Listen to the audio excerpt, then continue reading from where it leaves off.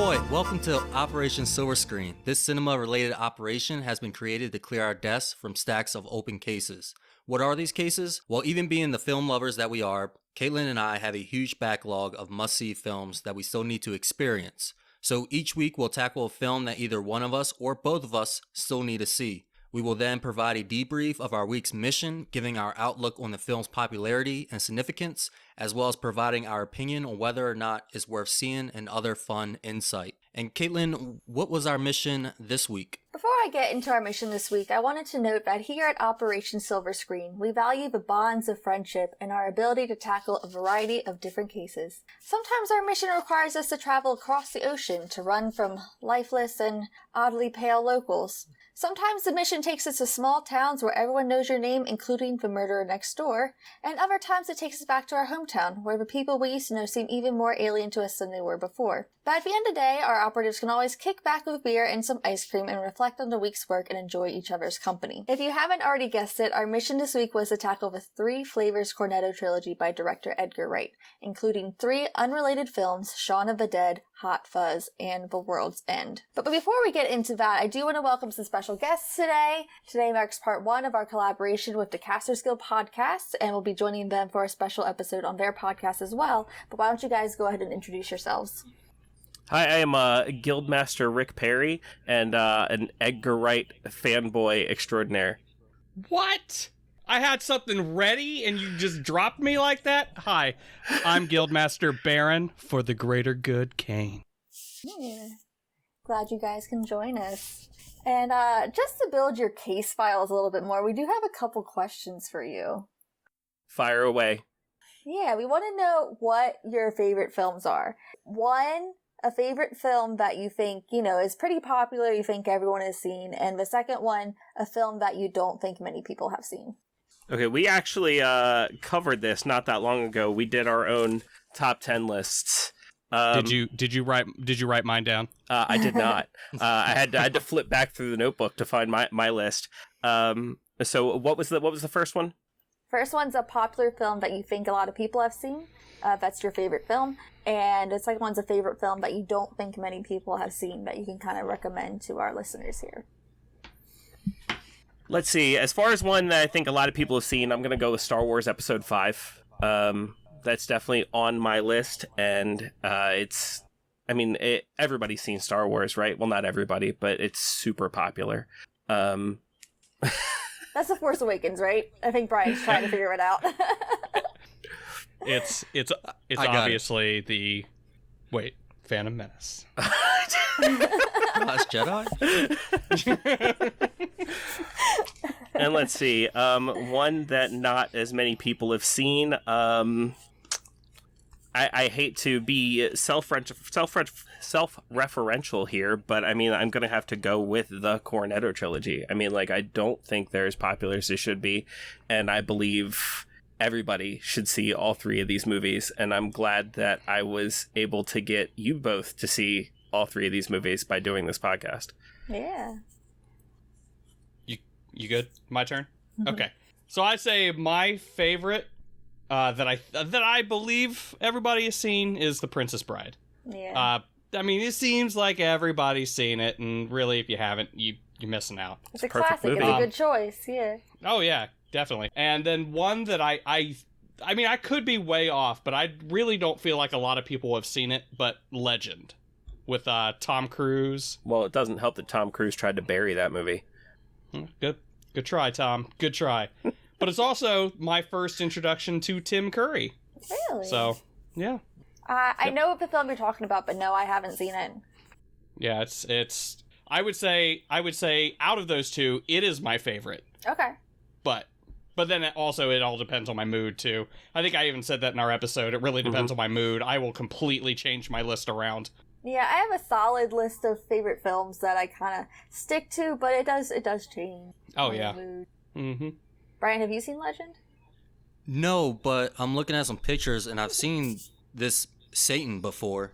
Is this the same Satan from Tenacious D? I know what you're talking about. Okay, it looks exactly the same. I feel like he was going around on TikTok, that devil. Or maybe that's just my TikTok.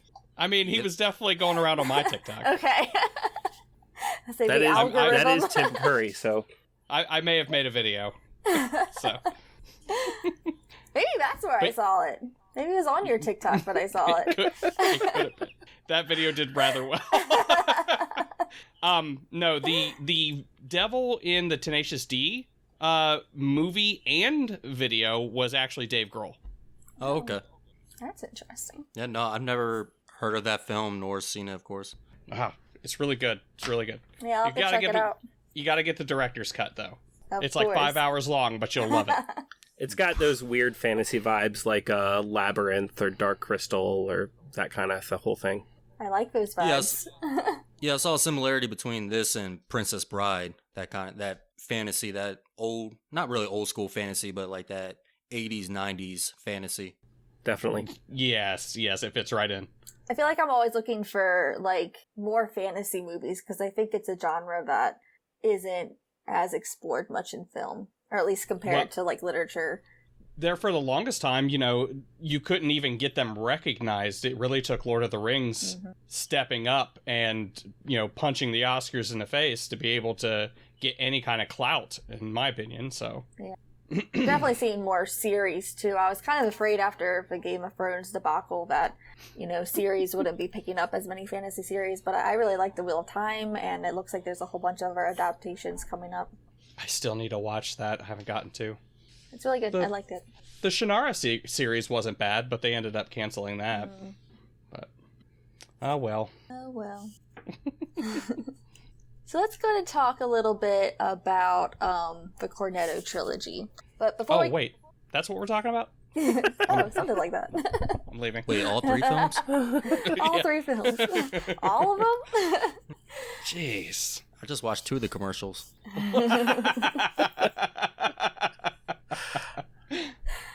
Before we do get into it, though, I want to mention that the first part of our debrief will be spoiler-free as we talk about our overall thoughts on the films and some general information on the trilogy and our overall opinions. But as we move into the classified part of the mission, there will be spoilers on the story, but we'll be sure to give you a warning when we get to that part.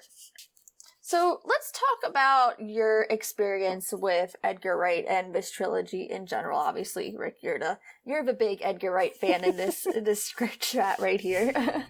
Well, I think Shaun of the Dead was my entry point for Edgar Wright movies, and it was completely on accident.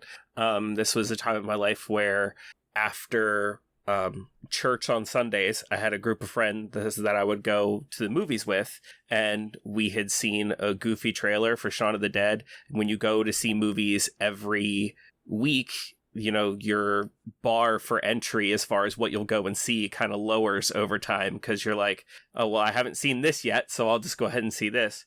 And so we were super into like Monty Python as a group and like British humor in general, and we saw this trailer and like we were quoting the movie before we saw the movie just from the trailer, and so we were like, yeah, we're definitely going to go see that.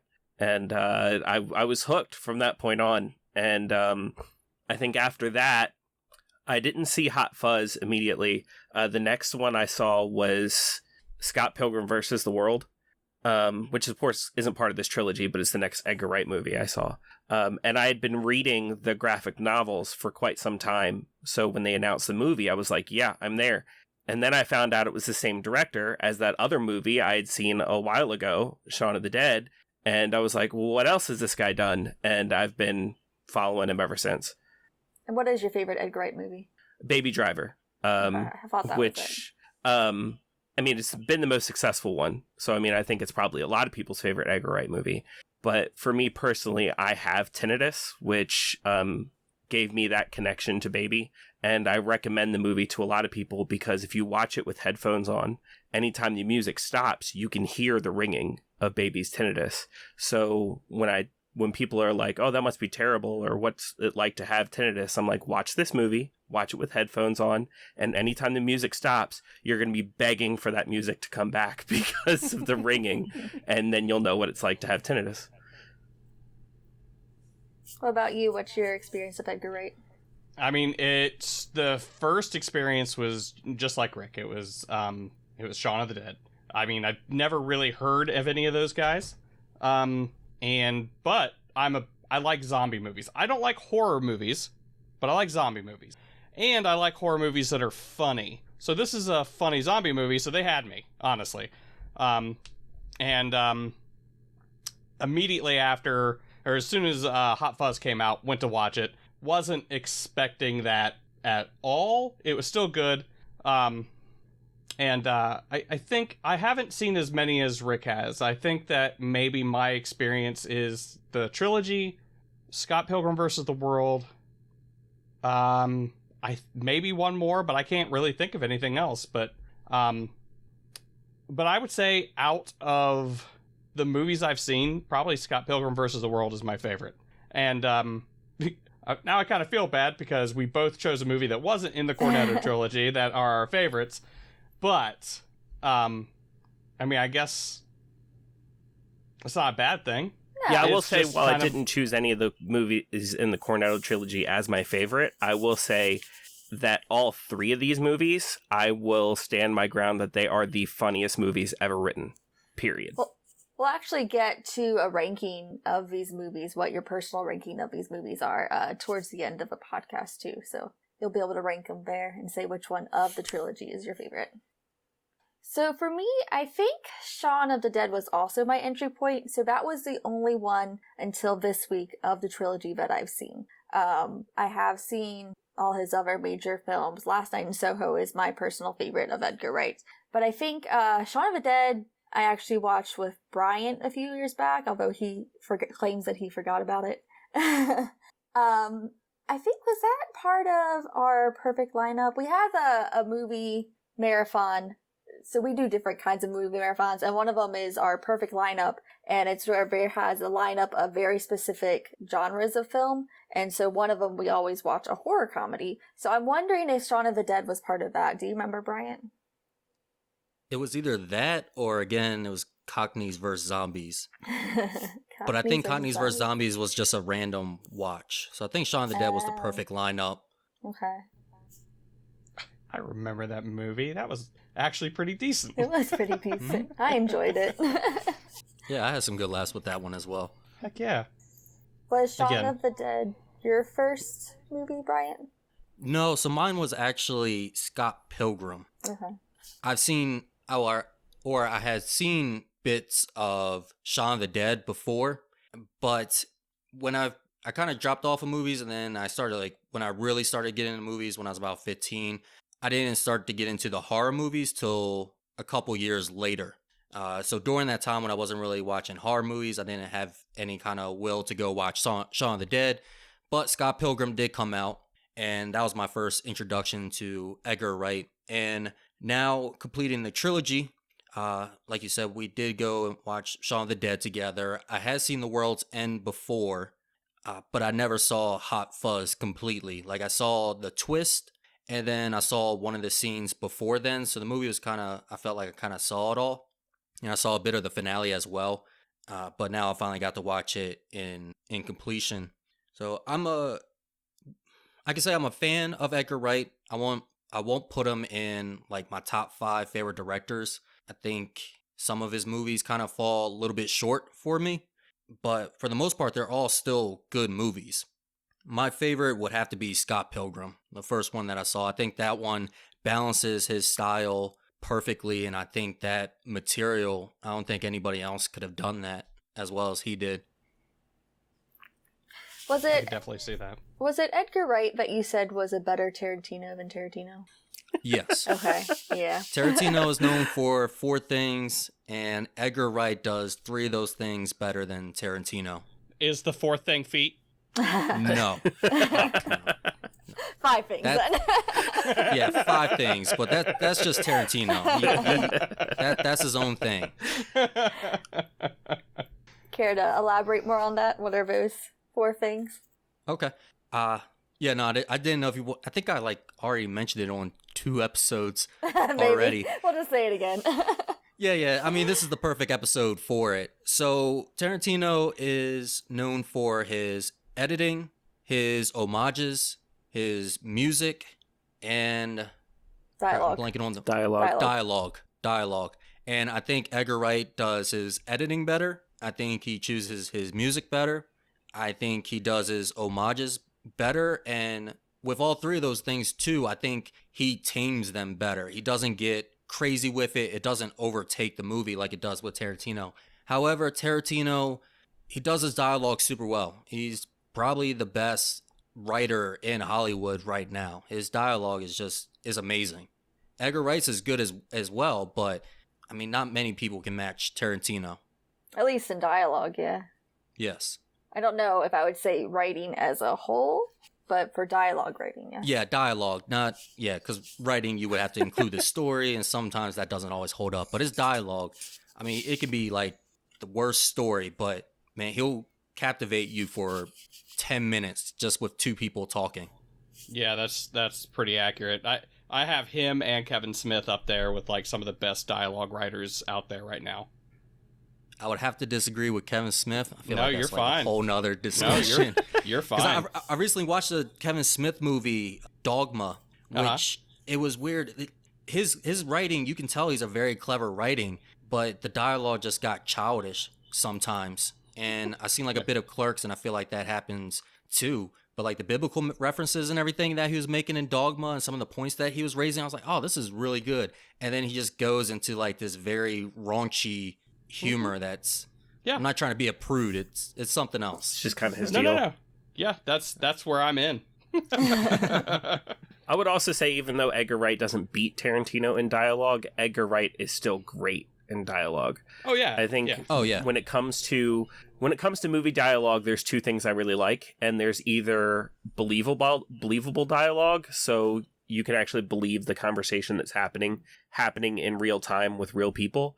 And then there's like the hyper clever dialogue like you'd see in Tarantino films or Gilmore Girls, where like real people would not talk like this, but it's clever, it's fast paced, it's just really, nice to listen to. And I think Edgar Wright, rather than going, heavy into the hyper clever dialogue like Tarantino does, I think he blends the two.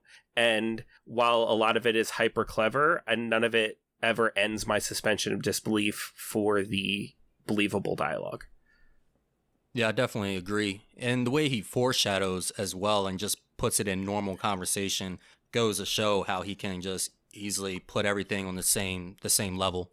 I mean, my personal opinion is that I don't think there is no director alive that understands the medium of film better than Edgar Wright. Just the way he makes movies, he doesn't make movies that are great with dialogue or great with visuals or great with music, or, he doesn't, it's not style over substance. It's not substance over style. It's style with substance. And I don't think there's a director alive who can do it like Edgar Wright can using his medium. And I would dare to say, in my own opinion, that there's never been a director who's understood the medium better than Edgar Wright. But I mean, people have got their favorite directors, so I won't, tread too much on that ground. But I will definitely say, I'll put my foot down on the living directors. Like, nobody understands the medium better than he does.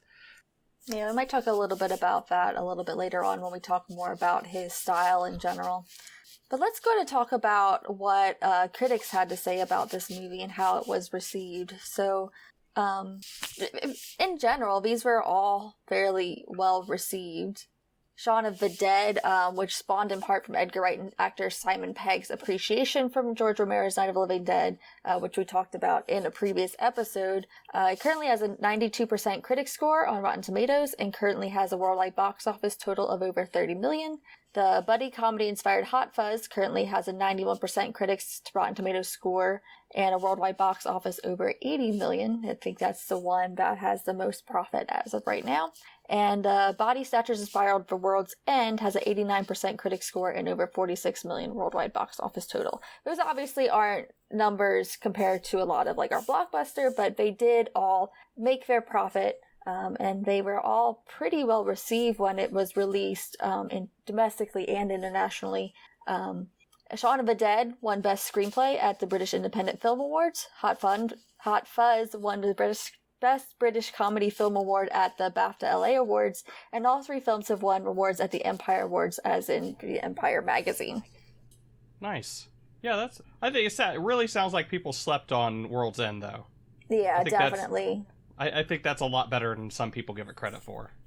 Yeah. Not saying that it's not saying that it's the best one out of the trilogy, but I feel like it should have done better. I think that's as a result of one of the best and worst things about Edgar Wright is that you have to watch one of his movies multiple times before you get all the layers of the movie. And, critics and people who are handing out awards aren't going to be watching these movies multiple times. And by the time people really understand the genius of some of these movies, reward season is already over. An 89% critic score, though, is really good on Rotten Tomatoes. Yeah. So in general, they all have a pretty good critical reception, which lead me to a question. I was kind of talking about this a little bit earlier. Me and Bryant recently had a discussion about what qualifies as a cult film or a cult classic. And I know I've seen things about Shaun of the Dead specifically being a cult classic and having a cult following. So, Bryant, do you want to share what your definition of a cult classic is? So I actually did some research for that because of the possibility of us doing another cult episode. But I originally said that it's a movie that doesn't do well at first and later picks up some steam. It gets a following. It even gets a fandom. That's not correct. That usually is actually it correlates with it. So a cult classic is what you said during the Top Gun. I forget if I edited it out or not, but it's a film with because we went off on a whole nother tangent. We did go on a tangent.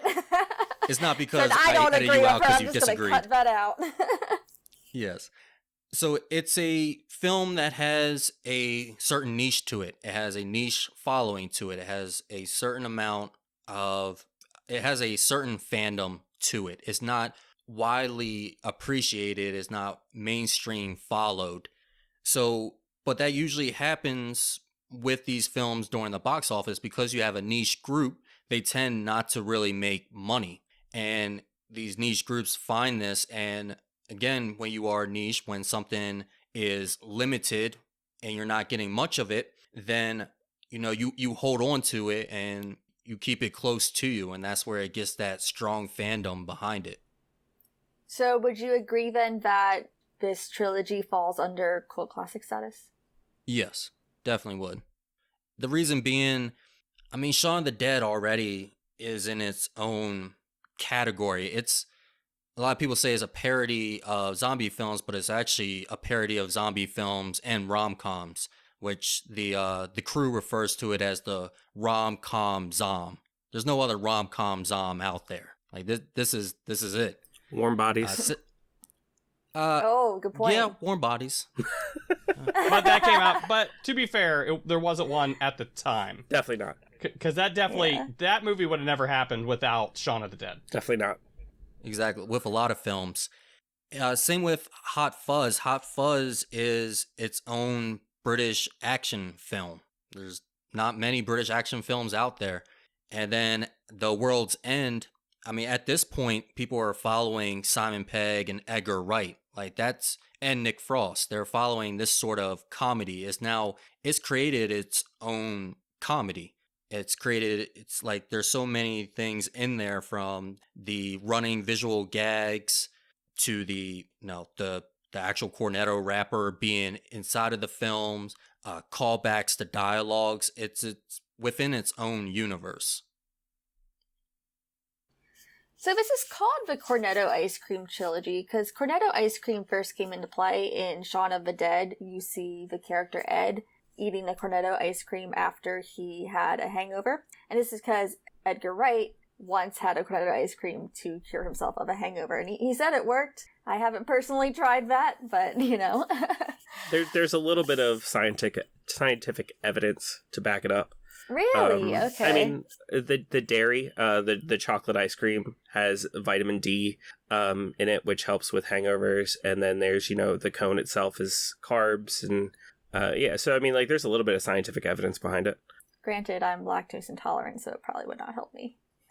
Probably not.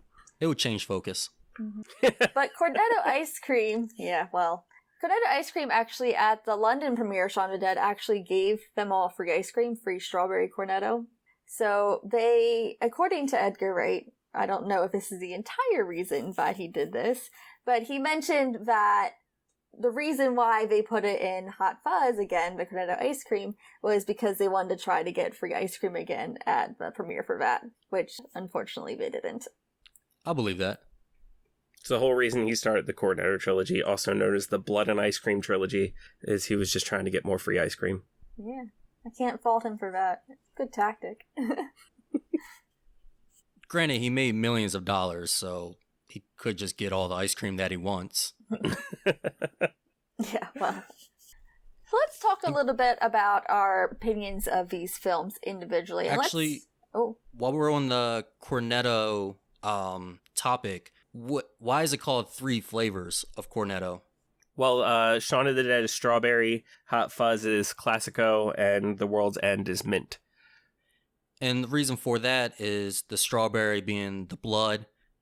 So the zombies, you have the blood and gore, so they went with strawberry. Yep. Blue for the classic, they went with that for the police force to represent them. And then you have mint chocolate because the only people who like that are aliens from outer space. I love mint chocolate.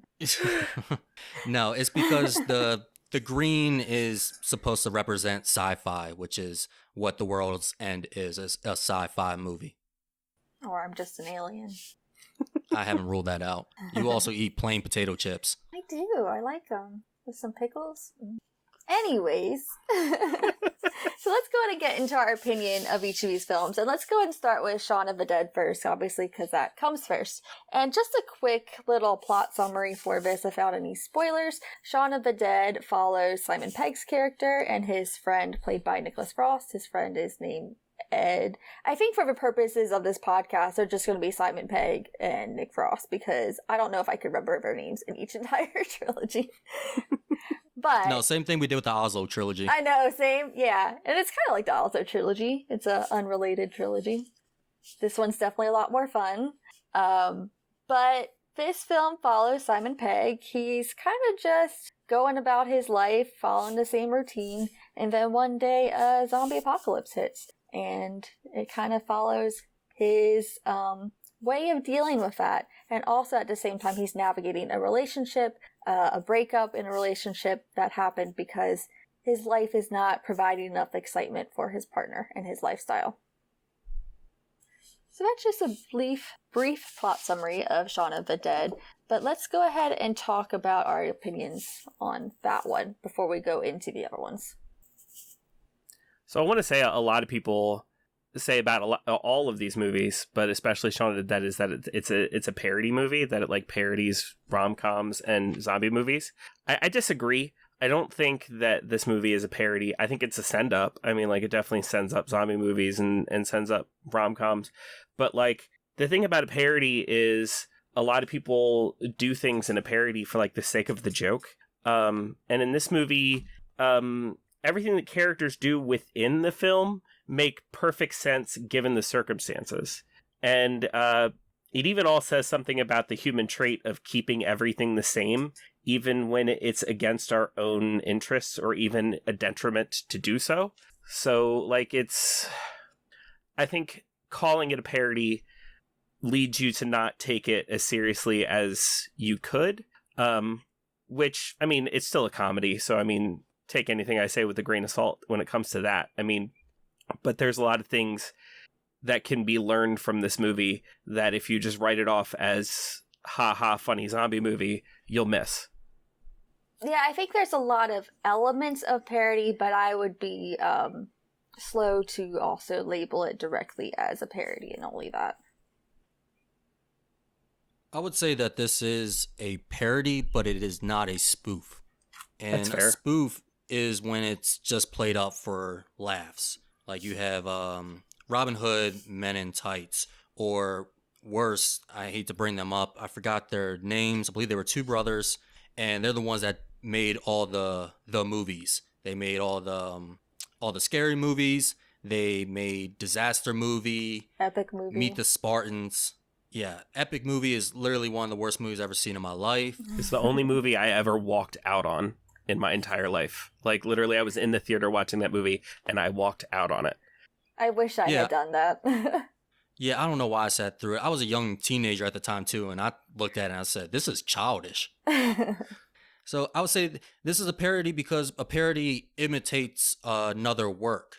And then also further on, you have homage, which is just referencing something. But this fits in a parody in where with all of these films, you can take out the comedy bit and you still have a great straight movie. It doesn't rely on the comedy. The comedy is there. You get some laughs. But this is still very much a zombie movie. There's still the zombie tragedy that happens throughout it. It's still a suspenseful ride of survival.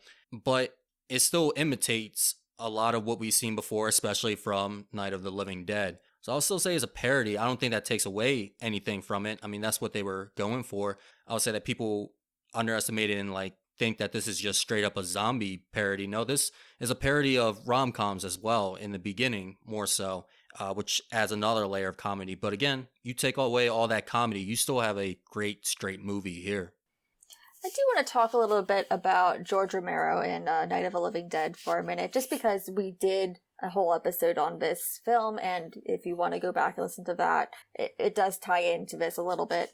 But George Romero, obviously his films was a great influence on this, but he did actually enjoy the film. So Edgar Wright, they sent him a film, a private screening of the film, so that they could get his blessing, since it was taking so much for that, even the title and everything. And he actually did say that he enjoyed it. He enjoyed the film, so it got George Romero's blessing, so that's good. I think also, for me personally, there is a specific reference where the character of Ed in Shaun of the Dead says, "We're coming to get you, Barbara." And I was like so happy during that scene because previously, before we did that podcast episode, I hadn't seen Night of the Living Dead. So now being able to understand that reference with this second viewing, I think I enjoyed it a lot more because of that. Which also kind of goes more like into the whole parody issue as well.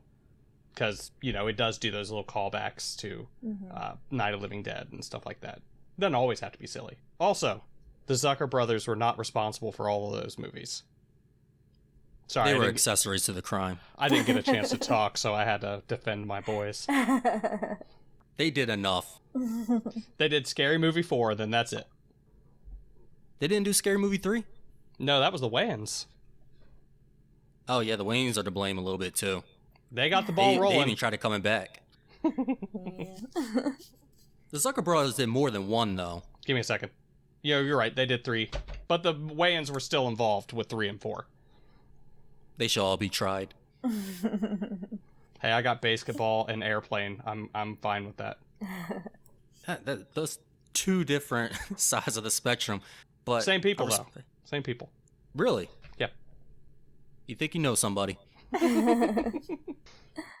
Yeah, actually, George Romero liked this movie so much that Simon Pegg and Edgar Wright had played cameos as zombies in his movie Land of the Dead. That I didn't know. Oh, yeah. I do remember that. Yeah. That's really cool. Things you forget and then kind of remember fondly. Is that the one with the sky flowers? Actually, I haven't seen Land of the Dead, and I think that's the one that I need to finish the trilogy of the Dead. Yeah, the trilogy, Night of the Living Dead, Dawn of the Dead, and I think it's Land of the Dead. You missed one. Night of the Living Dead, Day of the Dead, Dawn of the Dead. Nope, back that up. Night of the Living Dead, Dawn of the Dead, Day of the Dead. Yes, that Day of the Dead is the one I need to finish. And then Land of the Dead is the 4th one. Gotcha. All right. Which I believe is still Romero, and I believe that's still... Yeah, that's still Romero, but it's still directly linked to Dawn and Night and Day. Something that I think this film did really well in is that it had this juxtaposition of the zombies with our main character, and it fit really well because our character is kind of lifeless. He's just kind of going through the motions, so having the zombies come in and kind of mirror that, I thought was a really good choice. I will say I really enjoyed the film a lot up until they made it to the bar. And then it kind of went downhill for me. I really liked the Queen scene, of course. Of course. Yeah, that was great. But then I think some of the action and some of the serious kind of came back into the film. I don't think it was as much of a comedy later on. There's some serious things that happen towards the end. And it kind of lost me a little bit. I think, but everything up until that point, I absolutely loved. I think in the bar, I don't know, there's still some good visual gags that got me, such as like the dart being thrown into his head. That still makes me laugh. But yeah, it does kind of dip into the seriousness. And I mean, it is towards the end. Things are happening to people that aren't so funny anymore. But I think it still kind of wraps it around. I think it still wraps it up well. I don't think I can talk about that particular part of the movie in depth with staying spoiler free. Yeah, we can talk about it more later. There is one thing that happens when they're at the bar that I think might be one of the most emotionally touching scenes to happen in a zombie film, period. Is it the dog part? No, but but I do have a little bit of a fact about that. The whole dogs can't look up thing started by Big Al in this movie was literally started by Big Al in this movie. Like, people on the internet did not talk about the fact that dogs can't look up until this movie existed, and then it became a thing. Like, there are people who are literally talking about this to this day and genuinely think that dogs can't look up because of this movie. They've also changed the conversation to pigs, by the way. People say pigs can't look up. It reminds me of that one YouTuber a while back who was like, do dogs have brains? Do they?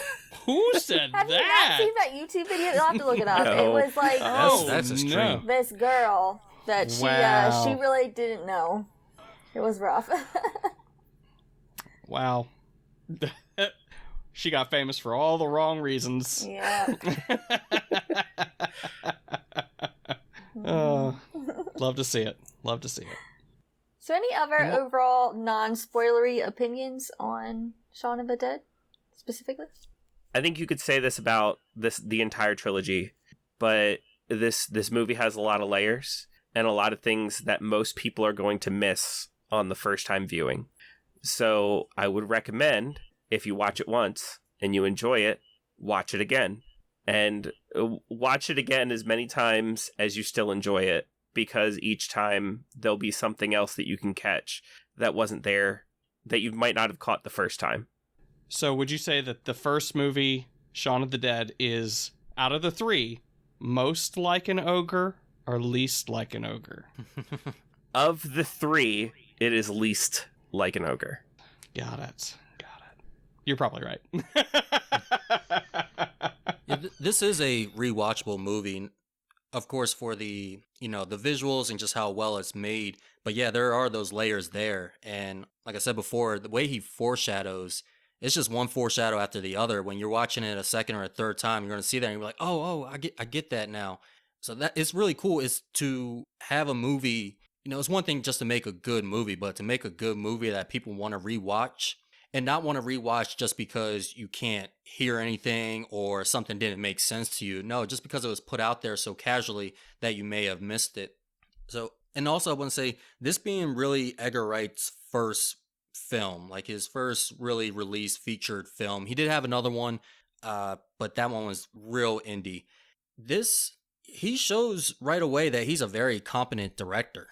Like, a lot of things in this movie, you don't really see too much different from where he's at now. Aside from Last Night in Soho, I think he stepped it up even more. But that's not a bad thing that he's kind of moving up steadily, because he started out almost at the peak of directing. And, we talked about style. We're going to talk about it again. But he really showed his style here. I'll say I do have one issue with this film, and that is one of the characters, the character of Nick Frost, who plays the slacker, the slum best friend that's just mooching off of his other friends who are trying to live their life and do things well. He did annoy me at first. Like, it was beyond believable at certain points, but I think towards the end I started feeling their friendship more, and I started to understand things more. And that was nice. But in the beginning, it did kind of push me off a bit. And watching it a second time, even knowing that it's going to come back around and things are going to kind of mend up, it still bothered me. When Simon was writing this movie with Edgar, he actually based the relationship that Shaun and Ed have on the actual relationship that he had with Nick when they were growing up. and Nick actually admits that the character of Ed is not that different from the person that he was back then when he was living as Shaun's roommate. So, I mean, like, it's one of those things where you can tell in the movie, like, the way that they portray that friendship, like, they actually had the experience of being there and being those friends. And talking about things, this trilogy starting out strong, their bromance and their chemistry between Simon Pegg and Nick Frost are definitely there. They do seem like they've been longtime friends right at the first scene. Yeah, I mean, it's real. I mean, like, even when in Hot Fuzz, Simon's character was supposed to have a female love interest, and when they removed that for the majority of the movie, they just gave a bunch of her lines to Nick. And it just works because of how much they love each other platonically. Mm-hmm. I think a couple other things that I really liked in Shaun of the Dead as opposed to the other two. It's in the other two, but I think Shaun of the Dead does it the best. Is one, the transitions between scenes. I think the transitions in this film were phenomenal. You see objects moving across the screen and it wipes to the next. You have some cuts that were very creative. I think just visually, the transitions were incredibly smart. And like I said, he does this in a lot of his other films, but for me, Shaun of the Dead definitely stuck out to me. And also just the way that tension was built in this film I really enjoyed, because you had this build up so much of this tension, and where you think that Simon Pegg's character is going to realize that this zombie apocalypse is happening, and then it undercuts it with humor. And I mean, we've seen this happen before in other movies and other Edgar Wright movies, but I really enjoyed that aspect of Shaun of the Dead in particular. Yeah, I'll say that just based off of what you said, or building on what you said, I should say, he does that in a lot of his movies, that transition, the way he paces things. He makes movies like you're watching a comic book. So, like, you kind of watch it and you see how the scenes transition over, and, like, you know, the dialogue he puts into it. I would love to see this man take a series in a comic book at some time. I would love to see it. I know he was supposed to do Ant-Man at one point. Creative differences. Right. Well, I mean, not just a comic book movie. I want to see him do a comic book. He did. Okay. What'd he do? The plot holes of Shaun of the Dead. Oh, okay, Yep. Yeah. It's an entire comic book series. It's an entire comic book based on Shaun of the Dead, but it's all stuff that you don't see on screen. That's not what I meant. Didn't you know what I meant? He's like, all right, guys, we're going to have to reschedule. But if you haven't read it and you did enjoy Shaun of the Dead, I would recommend looking it up. There's a lot of things that, like, he is literally addressing haters in the comic book, where, like, how does that work? Like, how did this thing happen in the movie? And, like, he literally addresses it and even gives an epilogue to some of the characters where we don't know what happened to them. So let's go and move on to Hot Fuzz. Bryant, do you want to provide a quick plot summary for Hot Fuzz? Yes. Dang it, I thought you had all the summaries. All right, let me, I got this. Okay. So a high-speed cop who works in the city gets transferred over to the country because he's too high-speed. In the country, he's considered by the other cops to be over the top. While all these accidents, quote-unquote, are occurring around him in this small, quiet country town, or actually it's a village, he's starting to suspect that there's a deeper conspiracy within the village itself. And he sets out in what he tries at first as a one-man army before teaming up with Nick Frost to uncover what's really going on within this village. So Hot Fuzz itself was very much, it was the British action film that you mentioned. You know, he had studied a lot of buddy cop movies and action films from the US. And so it's kind of a British film mimicking American films. And we actually talked about this before when we talked about The French New Wave in some of our episodes, and in particular, the movie Breathless by Godard. And I think we also talked a little bit about Edgar Wright in our Breathless episode because of how he uses quick cuts to progress the action. So coming back to, Rick, your comment about Edgar Wright, you know, understanding the medium of film more than any other director, I would say Edgar Wright got a lot from Jean-Luc Godard. And I would say, personally speaking, for me, that is Jean-Luc Godard, just because of how much I see Godard's style in Edgar Wright's style. I can't argue. I mean, it's... I was thinking the same thing when he was saying the medium and directors who have come close to that. I would still say Jean-Luc Godard. Sometimes this film go a little too out there. Like we said, sometimes there's just randomness.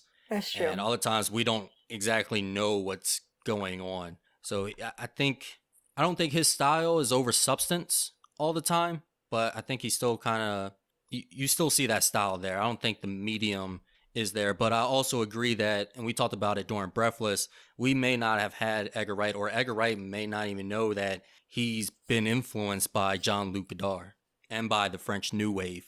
Yeah, because it was just such a big influence in general. Yeah, I just think with Edgar Wright, absolutely nothing is wasted. Every single piece of scenery, every sign, every line of dialogue, every piece of the score and soundtrack, it all works together to connect to something else. There's nothing that's just there because it's there. If you watch the movies, and I won't give examples because some of it could be spoilers, but every single thing is just connected to something else. The mise en scène, as they would call it in French. Everything that's on the screen. This is a non-explicit podcast. No, with this one, though, I mean, we've been praising Edgar Wright a lot, and there's a lot to praise. However, for Hot Fuzz, I think he slipped just a little bit. Like, I think he lost some balance in this one. The first thing, the editing, I thought was too much. The editing being his crashed zooms that he likes to use, along with his editing partner, Chris Dickens.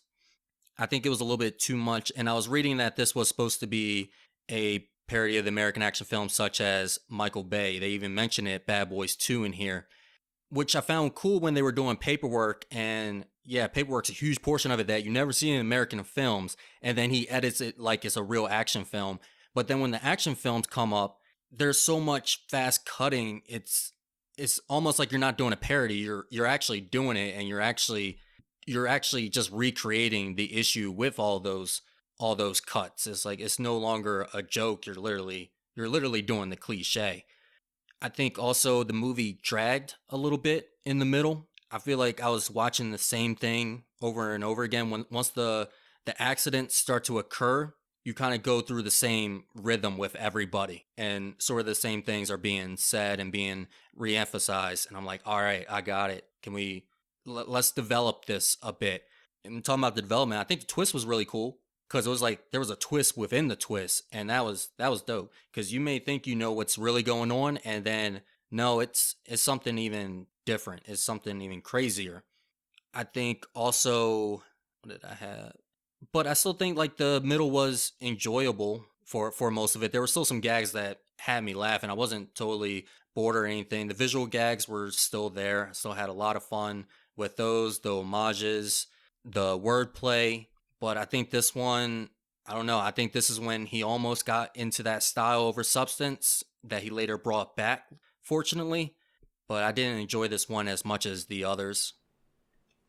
I disagree. I think for me, it didn't drag in the middle. It dragged in the end once again. And I think I'm going to save a thing for World's End, actually. I think at some point after the twist, it became a straightforward action movie. In Shaun of the Dead, towards the end, it seemed more of a straightforward zombie movie. World's End, it seems straight more sci-fi. So it kind of loses some of the charm to me that it had towards the end. And I wonder if that's a reoccurring theme with Edgar Wright, because I know, talking to you about Last Night in Soho, you kind of was disappointed by how that ended, and it kind of came more of a straightforward noir story. So I feel, for me, that's going to be a problem with me for Edgar Wright, but that doesn't mean I don't love his style. And as far as Hot Fuzz overall, I think this one was the funniest one to me. I think I got the most laughs out of this one. And I think the humor was so juvenile most of the time, but I was eating it up. I thought it was hilarious. And I don't know what that says about me, but, I liked it. There's a lot of play on words. And I don't know. I thought this was the one that I got the most laughs out of.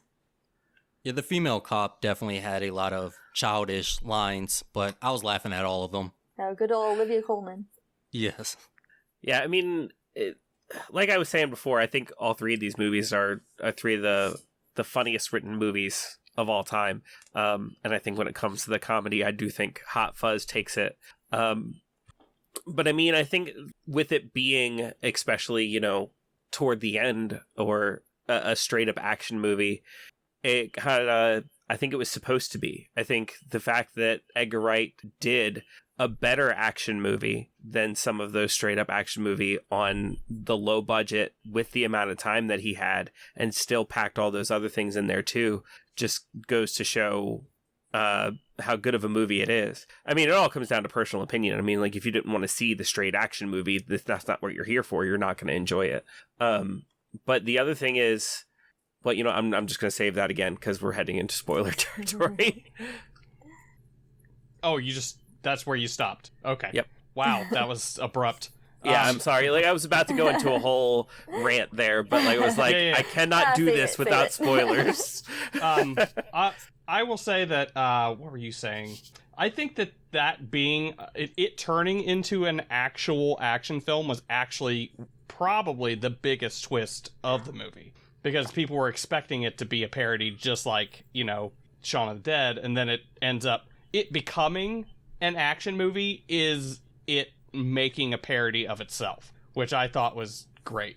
Also, Hot Fuzz was the first movie out of the three that showed me that the Cornetto trilogy is, you're watching the movie twice. Every one of the Cornetto movies, you watch it twice. Because you get the first part of the movie, and then the same stuff happens in the second half of the movie, except it's in a different light. It's really funny to watch. Like, once you realize what's going on, like, well, I guess I can... I think if I try to think about it and I find an example, I'm going to say it and it's going to be a spoiler. So I guess I'll wait. But yeah, it's definitely, that's one of my favorite parts about this trilogy, is that they make me watch the movie twice. So yeah. I will say it didn't have as much of a tonal shift for me as severe as Shaun of the Dead. I think Shaun of the Dead definitely had a major tonal shift because of something that happens. In the end, for me, that was personally a little jarring. Yeah, I could see that.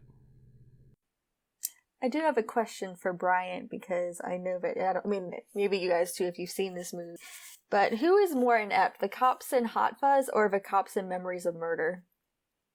Who are more incompetent? Yeah. Memories of Murder.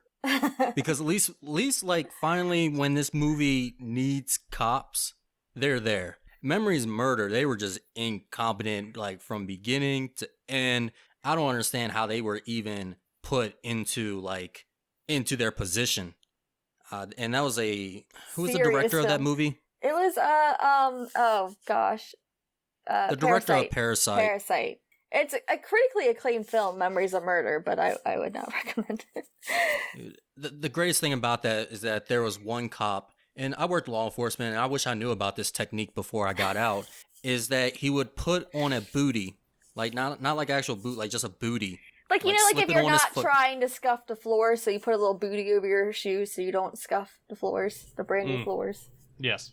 He would put that on, and he would go interrogate the subject, and by that, he would go ahead and drop kick the subject while they were sitting down in a chair. And this happened multiple times in the movie. It was brilliant. But not the best way to do police work. And actually, this film actually depicts the police work pretty well, especially with the paperwork, because they did interview a lot of police officers, and what they found out is that a lot of them complained about the paperwork. And I can tell you, yes, the paperwork is ridiculous. You'll spend 75% of your time with a case doing the paperwork, if not 90% of it. You'll be on a case, you know, you can respond out to the scene, be out there for 10 minutes, come back and have a day's worth of paperwork. It just works like that. So that was cool to see that. However, they had it and it was real tight. And this officer is supposed to be real high speed. And then he has a couple missteps. And granted, I don't think like the casual viewer will see him. But me being in the field before, I was like, why would you even, like when he does the first accusation, like why would you do that without proper evidence. And then there were some other missteps towards the end. But for the most part, it was tighter than most police. It was more believable than most police movies. Yeah, I would argue that the police in Hot Fuzz aren't incompetent. I'd say that they're pretty good. Even Nick, I think becomes a good police officer, and I can go more into why once we hit the spoiler section. There is a scene in Hot Fuzz where there is a drop kick, and I just thought to myself, where's his booty? And that's why I brought that up. But I was wondering if you would be more critical of Hot Fuzz than the others in the trilogy because of your background. Yeah, I guess I am a little bit more critical with it. I mean, like with anybody in their field watching a movie, they're going to notice certain things that you wouldn't do in that profession. But I gotta say, like some of it was pretty spot on, and then some things didn't really work out too well, and that sometimes is understandable because you have a story, you have beats that you need to hit, so sometimes you got to kind of move things in a certain way, and they may not be totally accurate. I would say this movie also had not one but two characters that annoyed me, unlike Shaun of the Dead. Actually, they annoyed me throughout the whole film, also unlike Shaun of the Dead, and that was the two detectives, the two Andys. And I can go more into it during the spoilers, but their attitude throughout the film that's where I started feeling that repetition in what was going on. Yeah, I think that's more with them is where I was mentioning the ineptness. Yeah, I would have probably caught that if I knew what that word meant. Inept. I don't know the meaning of the word. Oh, inept. Okay, inept. I got you now. Oh, see, when you break it down. There went my joke. I thought you were speaking French again. Oh, yeah. When you said it so fast. I don't know if the video clicked out or something. So, nepotism. Yeah, definitely there. Both squad forces. I will say I'm very happy that we're doing this episode because another influence that Wright cited for this movie as being an influence was the action films of Tony Scott. And last week we just did our Top Gun episode, so I thought it was very timely. I think I messaged Bryant before we started filming or recording this that I feel like this was very much a build-up of all of our previous episodes that we've done. So I liked that link. No, there definitely are a couple links in here, especially again when you have a movie that's parodying or doing homages. They're going to do them towards the greats, and that's what we discuss. Mm-hmm. Any other opinions you guys want to share on Hot Fuzz? I think I'm good. I mean, I really liked it.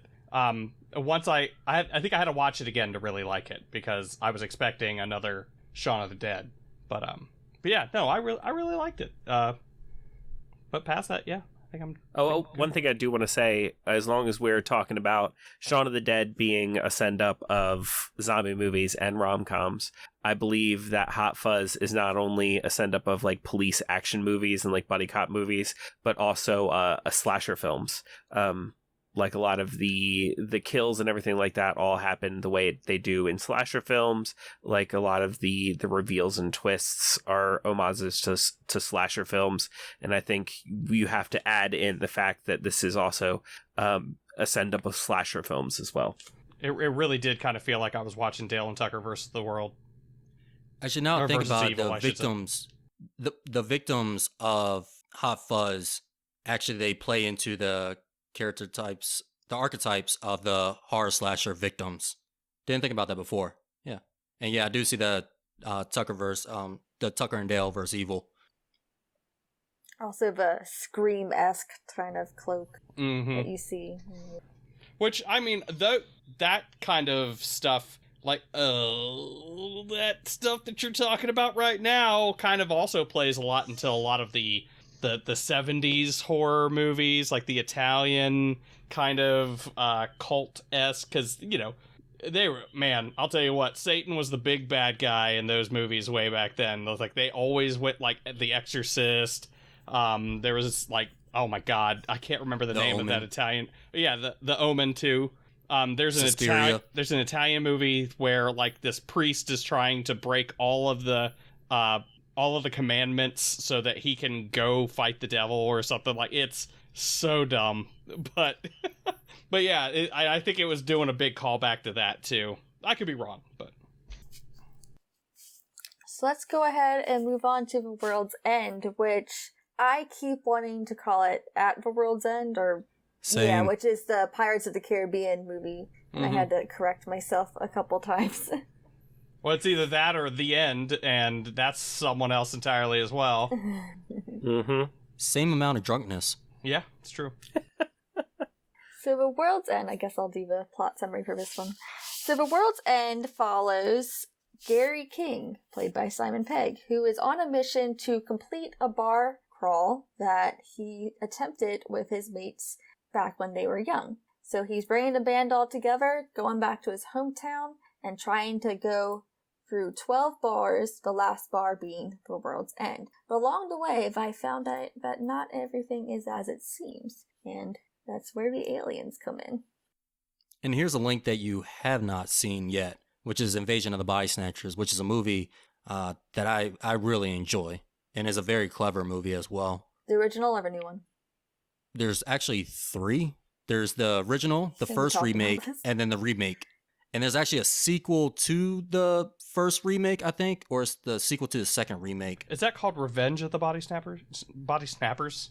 Body Snatchers? Body Snappers. You get taken over by turtles. I saw the one that has either, I don't remember if it's Naomi Watts or Nicole Kidman, but one of those blondes. That's the new one, and that's called something else entirely. I think it's just Invasion. Oh, is it? I think. I could be wrong. Or Snatchers? Snatchers. Wait, did it have Nicole Kidman? Yeah. That's why I said one of those blondes. Nicole Kidman or Naomi Watts. I couldn't remember which one. The Invasion. Okay, got it. Yep. Oh, okay. Well, that's the one that I've seen. The one I'm talking about, and the one that's a must-see, is the Invasion of the Body Snatchers with good old Donald Sutherland. In 1970s. God, that was creepy, man. That definitely took an old movie that, a kid could watch and turn that into something that was messing with your mind. And that movie also has some very clever visual storytelling as well. So is that the first remake? Yes. Yes, Donald Sutherland, 1978. Okay, I was gonna say, I think the original was older than that. I think I've seen parts of the original, like in school at some point. The 1960? Probably. I think that was another one of those kind of racist movies. You were in like 3rd grade that time, right? No, shut up. But I think that we talked about that in regards to that kind of era of horror where it has some racial undertones. But yeah, that'd be the 1960s. Yeah. The 1970s started getting social with their horror movies. But The World's End. The World's End. So this is generally considered I would say the worst of the franchise. We said it has the lowest tomato score. I hate saying worst because it's not bad. Weakest? Weakest. Yeah, there we go. Weakest. Do you guys... I won't ask if you agree with that completely. We'll get to our ranking later, but what are your opinions on this one? Do you feel like this was lacking anything? I'll say that it's kind of unfair for me because it has a bit of a personal touch to it.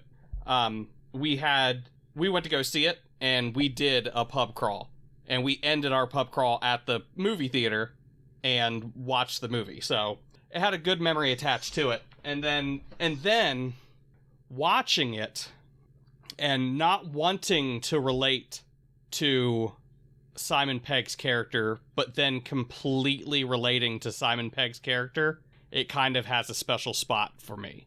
Now, as far as a movie goes, yes, it may not be the strongest out of the 3, but it's always going to have sentimental value to me. I do think that there is a lot to relate to in this film, a little bit more than even the other ones.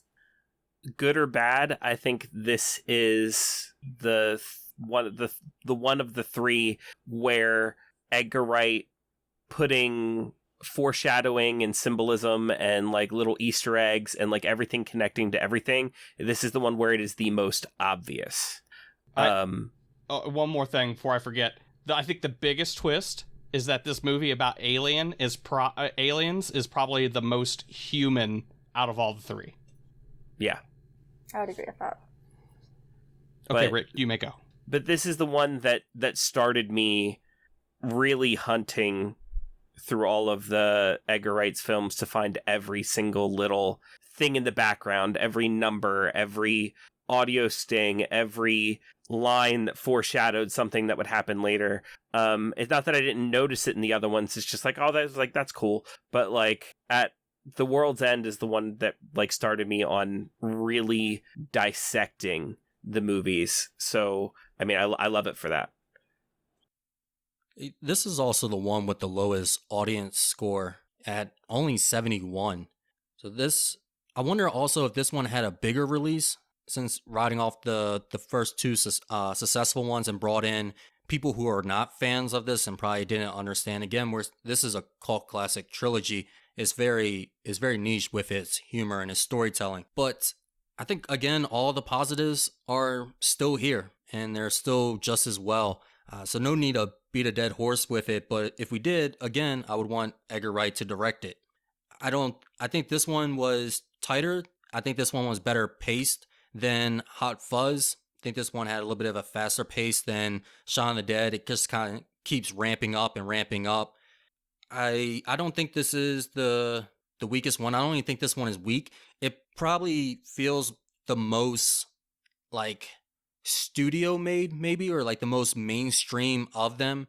And some people may see it as like a sellout, but I don't think that's there. Like, yeah, it has that money behind it, but I don't think it's lost any of its heart or its style. Also, I probably laughed at this one the most. I feel like for me, stylistically, it wasn't the same as the previous two. I don't think we saw as many quick cuts, as many interesting transitions. I don't think it was as stylized as the other ones. Yeah, there wasn't a lot of character crash zooms. It was a lot of quick cuts. This one reminded me a lot of Requiem for a Dream. Or so when they're lighting up the meth. But like the constant editing in this is just them pouring the beer. That's where you get your most edits. The fight scenes, I mean, I enjoy the fight scenes more in this one, but that's also because I don't like quick edit fight scenes. I think when you're doing quick edit fight scenes, it's because you're not confident in your choreograph. So this one, the choreograph was on point, the music was on point, so there wasn't really a lot of quick cuts there. Not saying that the quick cuts can't be used or the crash zooms, because Scott Pilgrim, they make that editing work again, even during their fights. But yeah, like you said, I think it's there, but it's not as prominent as the other ones.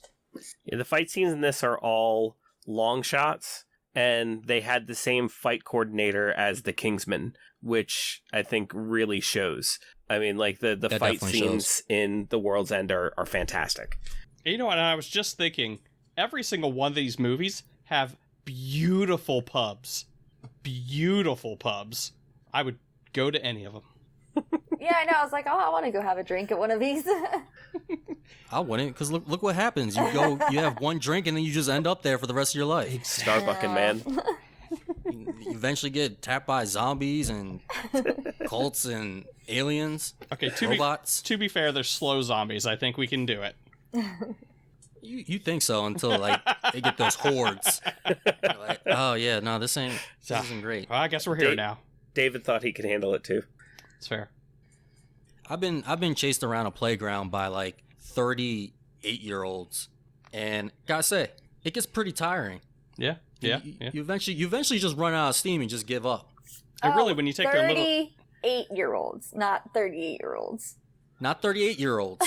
30 like okay. Why are you chasing around 38-year-olds in a playground? To be fair, they're both got to be just as fast. Yeah.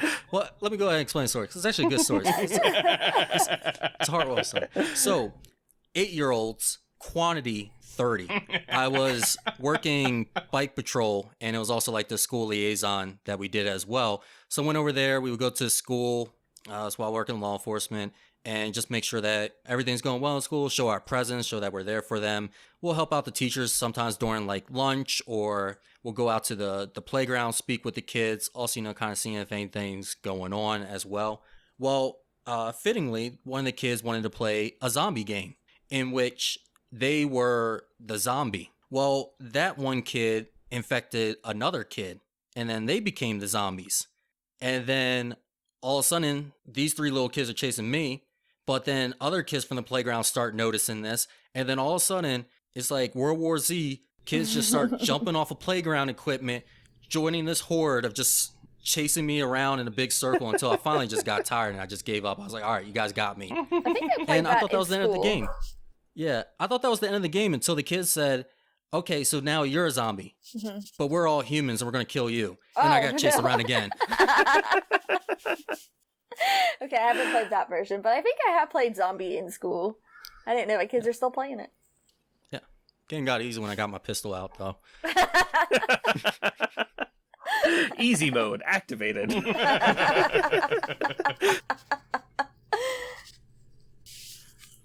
Where were we? Let's talk about some things that these films have in common without going too spoilery yet. I know that themes of male friendships, of course, is very big, as well as the idea of this kind of quarter-life crisis that our character's having, or midlife crisis, depending on how old Simon Pegg is in the film. Yeah, I think we go from quarter-life crisis to Shaun of the Dead to midlife crisis. Yeah, for I think so. World's End. Either way, you're in a crisis. Yeah, if you was to compare this to the Oslo trilogy, Simon is like a more messed up, more radical version of Anders in August 31st. Which one? Which movie? Oslo, August 31st. In this one, The World's End. Oh, okay. I wasn't sure which Cornetto movie you're talking about. But yeah, that's true. This one also gets rid of the bromance, at least between Nick Frost and Simon Pegg, which some people could have been upset with. Maybe they wanted some sort of closure, this being the final of the trilogy. But I think it works out well. They just gotta share the love. And I think between the 5 friends, it was pretty fun. Like I found, like I was just looking at them and they all kind of had different facial expressions. They all had their different personalities, and good job on the actors. It's like they were in the mindset of what their character was, what their personality was, and how they react to Simon Pegg's character. I think that them losing that bromance was part of it, because they started out, and Simon Pegg being who he is, his character, you don't see them buddy. You're watching that, and like right in the beginning, you're watching that, and you're like, okay, we're missing something. Like they've lost something, and they had.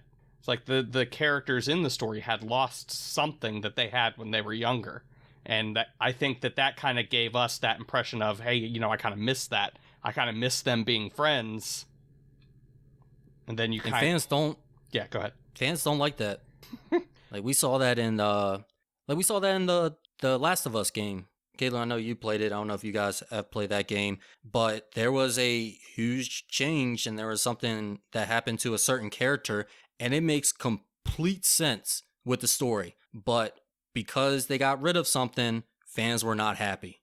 I wouldn't say, though, that it got rid of the bromance. Like I said, I think it's gone at the beginning, but I think it felt even stronger at the end because of that, like when he's chasing after him at the end. Oh, it definitely did. I felt it a lot during the ending. I think it really shows that the relationship that they have is love. It's not just, a standard friendship. And I mean, like, you can have love and it not be romantic love, but they do love each other. And I mean, even with all the bad stuff and the fact that they aren't the greatest of friends now and things have happened, there's still that love, and the love is shown. Right. I think, and you can't, I mean, this is an audio cast, right? So you can't really see me, but, I'm an old man. Not really an old man, but I'm old enough. I'm old enough to have seen friendships come. I've seen friendships go. I've had, a group of friends in my 20s that I don't ever hang out with anymore. And I think that this movie really captured that feeling really well. Really well. So, yeah. Yeah, because there was a bit of like reluctancy within the characters, because they were enjoying themselves at some points, and the other points are like, hey, we can't keep going like this. And they really did want to join up, but were hesitant. And speaking of the ending of this film too, I think honestly, like the ending of this film felt more like a stinger than an actual ending to this film. Like this is something that you could have probably seen during the credits or after the credits had rolled. I think it kind of ended. I see what you mean. In the odd spot. Yeah, we'll get into a little bit more later in our spoiler section. But let's go ahead and move on to the influence that this film had. I know we talked about the comic series, and there actually were a couple follow-up comics to Shaun of the Dead. So one of them was that one-off comic strip. It was for the British magazine 2000 AD. But then there was a 4-issue adaptation in 2005 by IDW Publishing. I think is that the one that's the plot holes, explains plot holes, or was the one-off? The one-off is the one I was talking about. Because the comic series, I believe, is more covering the movie and the story of the movie. The one-off, it was like literally called, I believe the title was literally The Plot Holes of Shaun of the Dead. And it was just kind of filling in spots that you don't see in the movie. Like, for example, before they get to the pub, Shaun leads the horde away, and eventually he shows up again, and they're like, well, what happened to all the zombies? And he's like, I gave him the slip. And the Plot Holes of Shaun of the Dead shows you how he gave them the slip. Like, it follows him and, running away from the zombie horde and what he had to do to get rid of them. And I think that one was included on one of the DVD special features, on one of the DVD releases for that. I think so. I think so too, because I do remember seeing that, but I don't remember, holding a comic book of that. Mm-hmm. And there's definitely a lot of films that took influence from this directly, and I think they run more into the parody territory. There's one called Juan of the Dead, which is a Spanish-Cuban film. There's also Shed of the Dead, which is another British comedy horror. And earlier we talked about Cockneys versus Zombies, which I don't think is quite as much parody, but it's in that same kind of genre. And that one I actually did enjoy. I don't think I'm going to be watching Juan of the Dead anytime soon. Yeah, I'm not sure about that one, Juan of the Dead, though I am interested to check out a little bit of it, not gonna lie. But this movie, debatably, I mean, there's no hard evidence. You can look at the statistics, just look at zombie parodies and seeing the trends that have followed. Shaun of the Dead, it seems to be the one that paved the road for all these zombie parodies, for better and for worse. I mean, it was successful at the box office. It became a cult classic. It gained a fandom. People wanted more from Edgar Wright, Simon Pegg, and Nick Frost. So this is probably the zombie parody movie, and the reason why, we started to get that zombie craze that has kind of died out now, but it's still here. We still get our zombie parodies from time to time. I think it was just a couple years ago we got Anna and the Apocalypse, which was a musical zombie film. I was just saying, thinking of some kind of correlation. There is a zombie movie with Martin Freeman called Cargo that I watched. It's not a parody, and it's not really very good, but there is a zombie movie with just Martin Freeman. Yes, I saw that. I was about to say, that did not look like a funny movie. Yeah, I want to see that so bad, and it's going to make me cry. I know it is, but I still want to see it. There was also a couple movies. I think it was called, and I know these would not exist if it wasn't for Shaun of the Dead. I think one was called Cooties. Oh yeah, that did come out recently. And the other one was it was a scout movie. Oh man. But I think I saw the Scout. No, I saw Cooties, I think, and that was good. No, I did see the Scout zombie movie. Oh, that's it. And then you have Scout's Guide to the Zombie Apocalypse. Oh yeah, that was a while ago though, right? It was 2015. Yep. Yeah, I remember that. And you also have the Dead Snow series, which just upped it a level. Oh yeah. You have not only zombies, you have Nazi zombies. Yeah.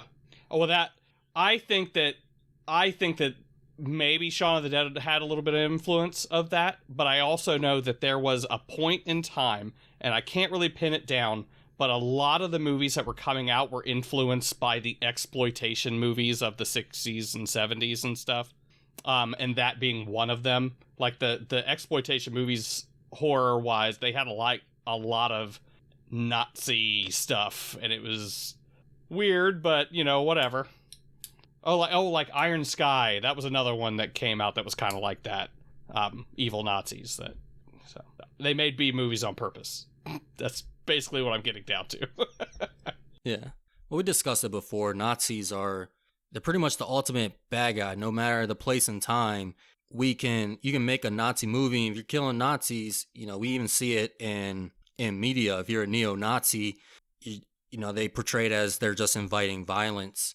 But, you know, communists was a big thing. Communists were being exploited in films, but we don't really use communists anymore. You know, the movie Red Dawn was a big one. But hey, we're quote unquote friendly with Russia, or we're neutral, so we don't. No, we try not to offend them. Yeah, I think even the remake of Red Dawn, though, they moved the Red Menace to another communist country, I believe. Korea. Was it Korea? Mm-hmm. That makes sense. I think because I think America understands, like, we're not going to make them happy, and I don't think we really can make them even madder. So, yeah, right. Let's just go. Right. This was also the start of Edgar Wright. I mean, you can be an influence upon yourself. You see that something works and people love it, and that's what happened. And Edgar Wright, he went with that. I think some of the influences from Hot Fuzz or things that it influenced, I couldn't find a direct correlation, but the 2010 movie The Other Guys definitely comes to mind, and I think it's often sold as a 2-pack, actually. I know on Amazon there's a 2-pack you can buy Hot Fuzz and The Other Guys together. I'd make a night of that. Mm-hmm. I love The Other We were Guys. getting buddy cops. We were getting buddy cop films for a good, almost like half a decade. You had everybody teaming up. You had 21 Jump Street. You had Bruce Willis and Tracy Morgan, Cop Kevin Out. Hart and Ice Cube. Jackie Chan couldn't stop teaming up with people. Oh, yeah. That's true. Rush Hour. Actually, it goes pretty far back. But there was like a congested area. Oh, yeah. But I was thinking like Shanghai Noon and stuff like that as well. Which Jackie Chan and Owen Wilson was such a weird. Hot Fuzz was also noted as an influence for a film that came out last year. I haven't seen it yet. It's Werewolves Within. I heard stylistically it was Really? somewhat of an influence on that film, yeah. I've been wanting to see that movie. I'm a big... werewolves are my favorite monsters. So I've been wanting same to here. see that movie, and I just haven't had a chance to yet. The last time I watched a werewolf movie, I got burned. Burned, I tell you. And Burned. I haven't jumped into this one yet, so yeah. Which is Wait, the last which- one. That's such an understatement to say werewolves are your favorite monster. If, like, liking werewolves is a personality, that's barren. I don't really know right off the top of my head, and I'll just tell you why it was a disappointment instead of telling you what movie it was. It was... Everybody thought... Like, there were horrible killings going on, and then everybody thought that it was a werewolf, and then it ended up I not know what being. your movie's all about. Okay. You see what you know what I mean?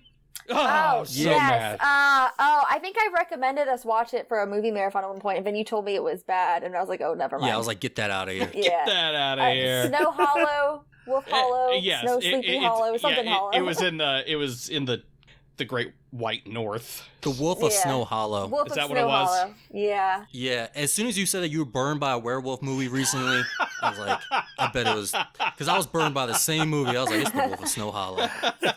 And I've actually seen Werewolves Within, so I can say that Werewolves Within is, I mean, already the bar is pretty low from that movie. But yeah, Werewolves Within was decent. And yeah, actually, I can see actually, it's very much like Hot Fuzz. I didn't recognize that till right Really? now. Huh. Yeah. It's worth the watch. It's a nice, light watch. I'm not going to say it's a great movie. I'm not going to okay. sit here and say that you are going to like it. But to be fair, as another werewolf enthusiast, you know that there are very few yes, good werewolf as another movies. werewolf enthusiast, I'll say go watch it, because there are very few. Cool. Or you can just watch American Werewolf in London again. That's fair. Or both. Or both. I think it's hard to say what World's End influenced because it is such a newer film. Yes. I don't think it's even going to influence anything. It just doesn't have that popularity. I think, like, if you look at this trilogy as a whole, and it's something we're going to talk about here in a second, there could be some influence there. But I think there's not too much there that wasn't already explored in Shaun of the Dead and Hot Fuzz. And then this is a lot of what you can get influenced by The World's End. You would get influenced by the Body Snatchers. And it's kind of hard to figure out what, like, these movies specifically. It's like, it's hard to really tell what these movies inspired when they themselves were so heavily inspired by other movies specifically. Yeah, a lot of times if a movie was inspired by this, you could just as easily mistake it to be inspired by what the Edgar Wright film was inspired by. Right. But, I mean, there's nothing wrong with that. I see I see, and I know we just had this conversation about, is this a parody, is this a spoof, whatever. I would have to say that each of these movies would be more accurately described as a love letter to these movies that so inspired Edgar Wright. Because I think that he actually loves these movies that he's parodying. He loves them. You could tell. Yeah. He put so much love into these movies that that he's not making fun of them. This is his love letter to these movies. Yeah, I think like Shaun of the Dead, I think is not a parody of a zombie movie as much as you could tell Edgar Wright really likes zombie movies, so he made a good zombie movie. Right. And like Hot Fuzz, it's not necessarily a parody of, cop movies. It's Edgar Wright really liked cop movies, so he made a good cop movie. Yeah, I think the homages are there, but that's why I don't think they're parodies. I think literally, like, with each of these movies, Edgar Wright even could be setting a new bar for some of these genres. Which I think in and of itself is probably its own influence. These three movies together are influencing other people to write these love letters. Which, you see them all the time. You see people doing these movies that are love letters to genres, that are love letters to movies and stuff like that. And I think also Edgar Wright is also one of those filmmakers, and it's probably because he kind of started out as a young filmmaker, like independent stuff like that. I think he inspires a lot of young independent filmmakers to really put their visions out there and make these movies and make these love letters to these genres and stuff. Is there anything else you have to say about the trilogy as a whole? Any themes or any of Edgar Wright's style that is spoiler free? I like someone brought it up, and I can't remember who it was, but I like the idea that each of these movies as a whole are like it's about friendship. I don't know who said it, but I completely agree with you. This is definitely showcasing friendship as a whole throughout the whole thing, and I love that. We'll give you credit for that. Yeah. I think that goes a lot to show. These are Edgar Wright films, but Simon Pegg co-wrote, I think, all three of them. I could be wrong. He definitely co-wrote Shaun of the Dead, but I think he co-wrote all three of them, and I think that is it being about friendship and that cohesive theme of friendship. I think that's Simon Pegg's fingerprint more than it is Edgar Wright's. Oh, yeah? Okay. Oh, that's right, because he wrote them too. Gee, okay, you're right. Yeah, you're probably right. Maybe. You might be right. I'm actually going to answer your question with a question. No, Caitlin's question. My question? What I think about, what do we think about this trilogy as a whole? And something we didn't really discuss too much in the beginning of why we chose this movie, because, on our podcast, we do must-see films. Do you guys believe that each one of these films is a must-see film? Or is it just the trilogy as a whole is a must-see trilogy? That's a good question. How about this? I will say that it is a must-see trilogy. But if I was to split up the movies, I would say it depends on who I'm talking to. So, I would definitely say, hey, if you are a zombie movie fan, Shaun of the Dead is a must-see. You have to watch it. If you're a buddy cop movie fan, you like Die Hard, watch Hot Fuzz. It's like, you'll love it.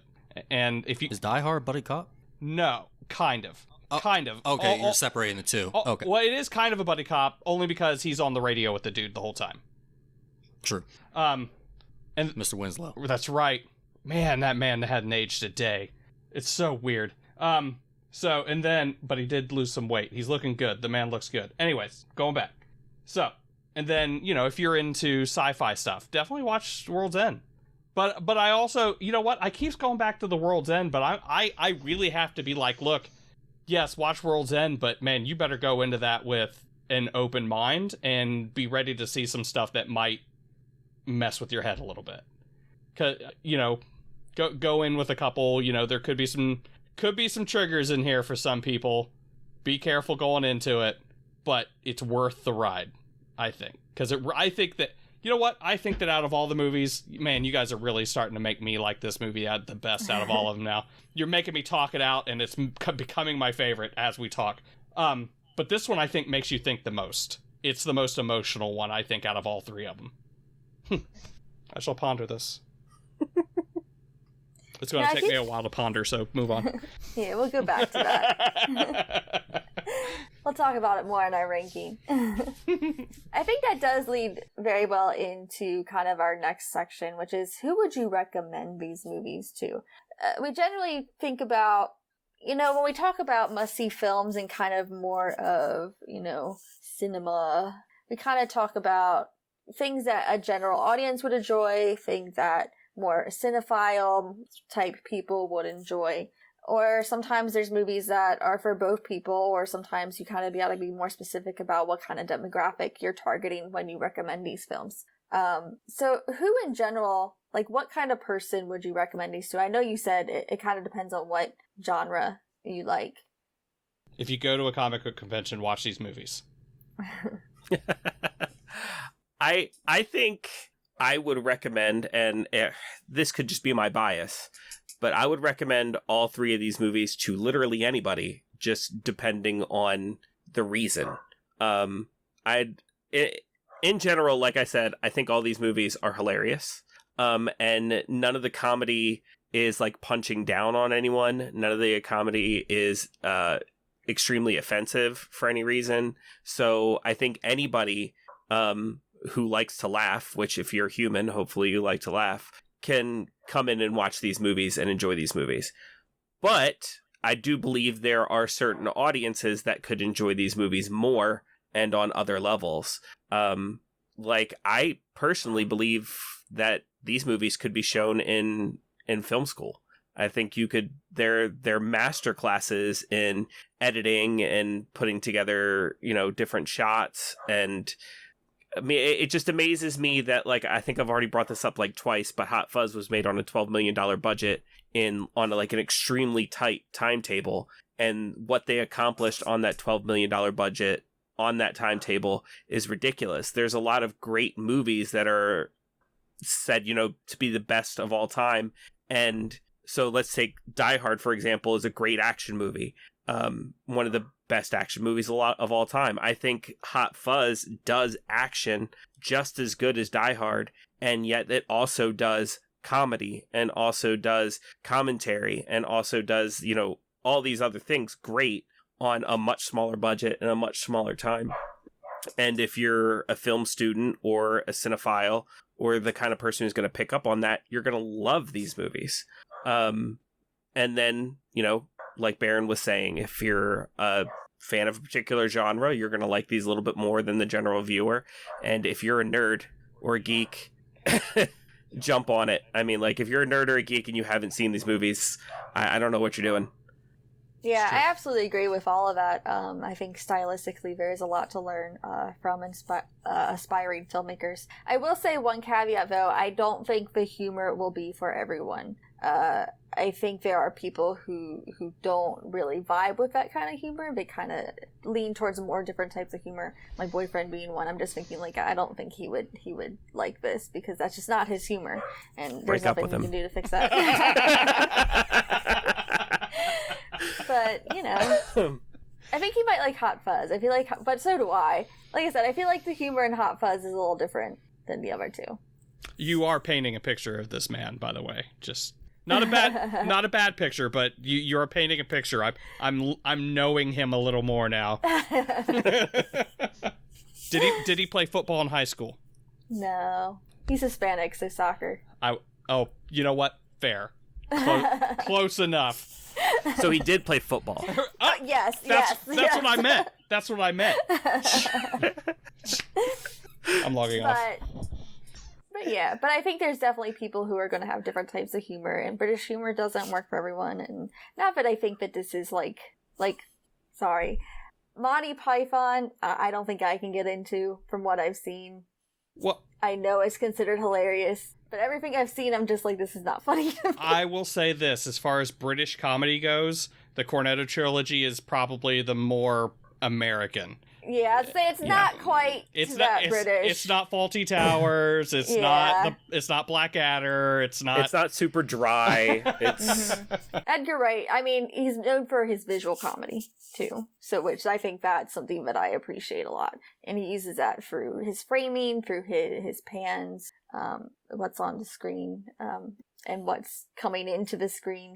So, yeah, his visual comedy I think is something that's really fun to watch. But I do think there is a slightly different comedy in all three movies. Shaun of the Dead alone has an awesome visual gag that they hit you with like 4 times in the first scene. So yeah, you're right. His visual comedy is fantastic. So who I would recommend this to? I would recommend this to both general audience and cinephiles. But when it comes to must see, I would say that Shaun of the Dead is the must see of this trilogy. But the trilogy as a whole is a must see, which is why.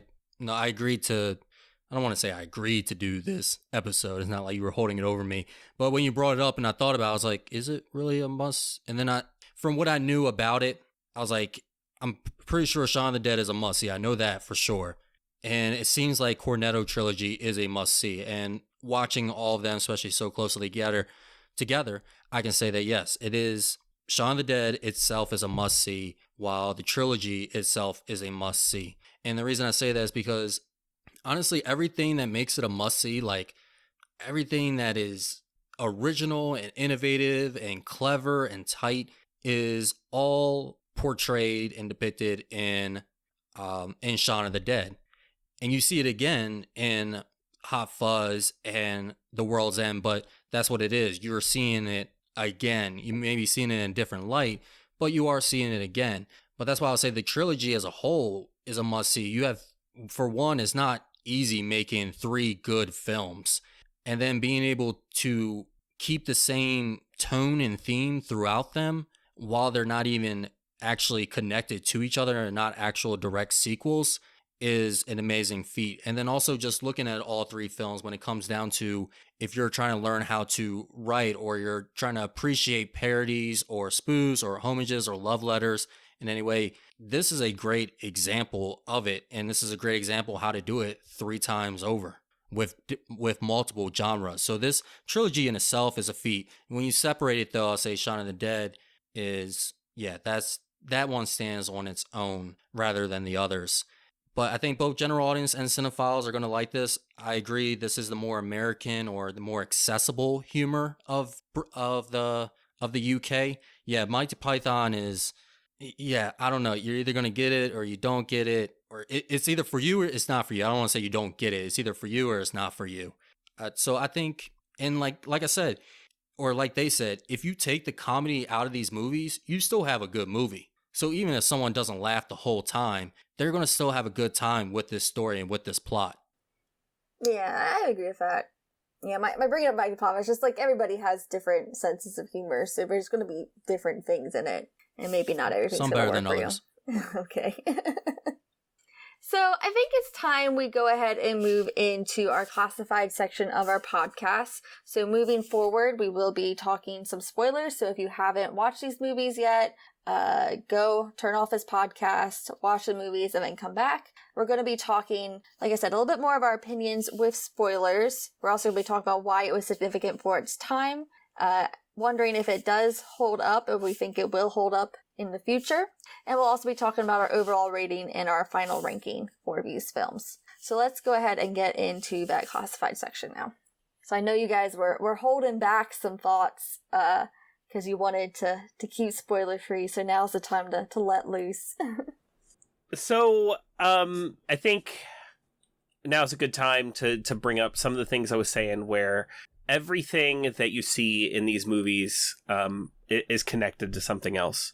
So, for example, if you're going through World's End, the movie starts with a scene of the way they did the original pub crawl back when they were kids, and how they didn't finish it.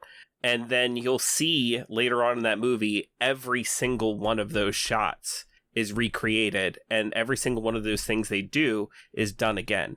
And then if you go through the lists of the names of the pub, it will tell you what's going to happen in that movie.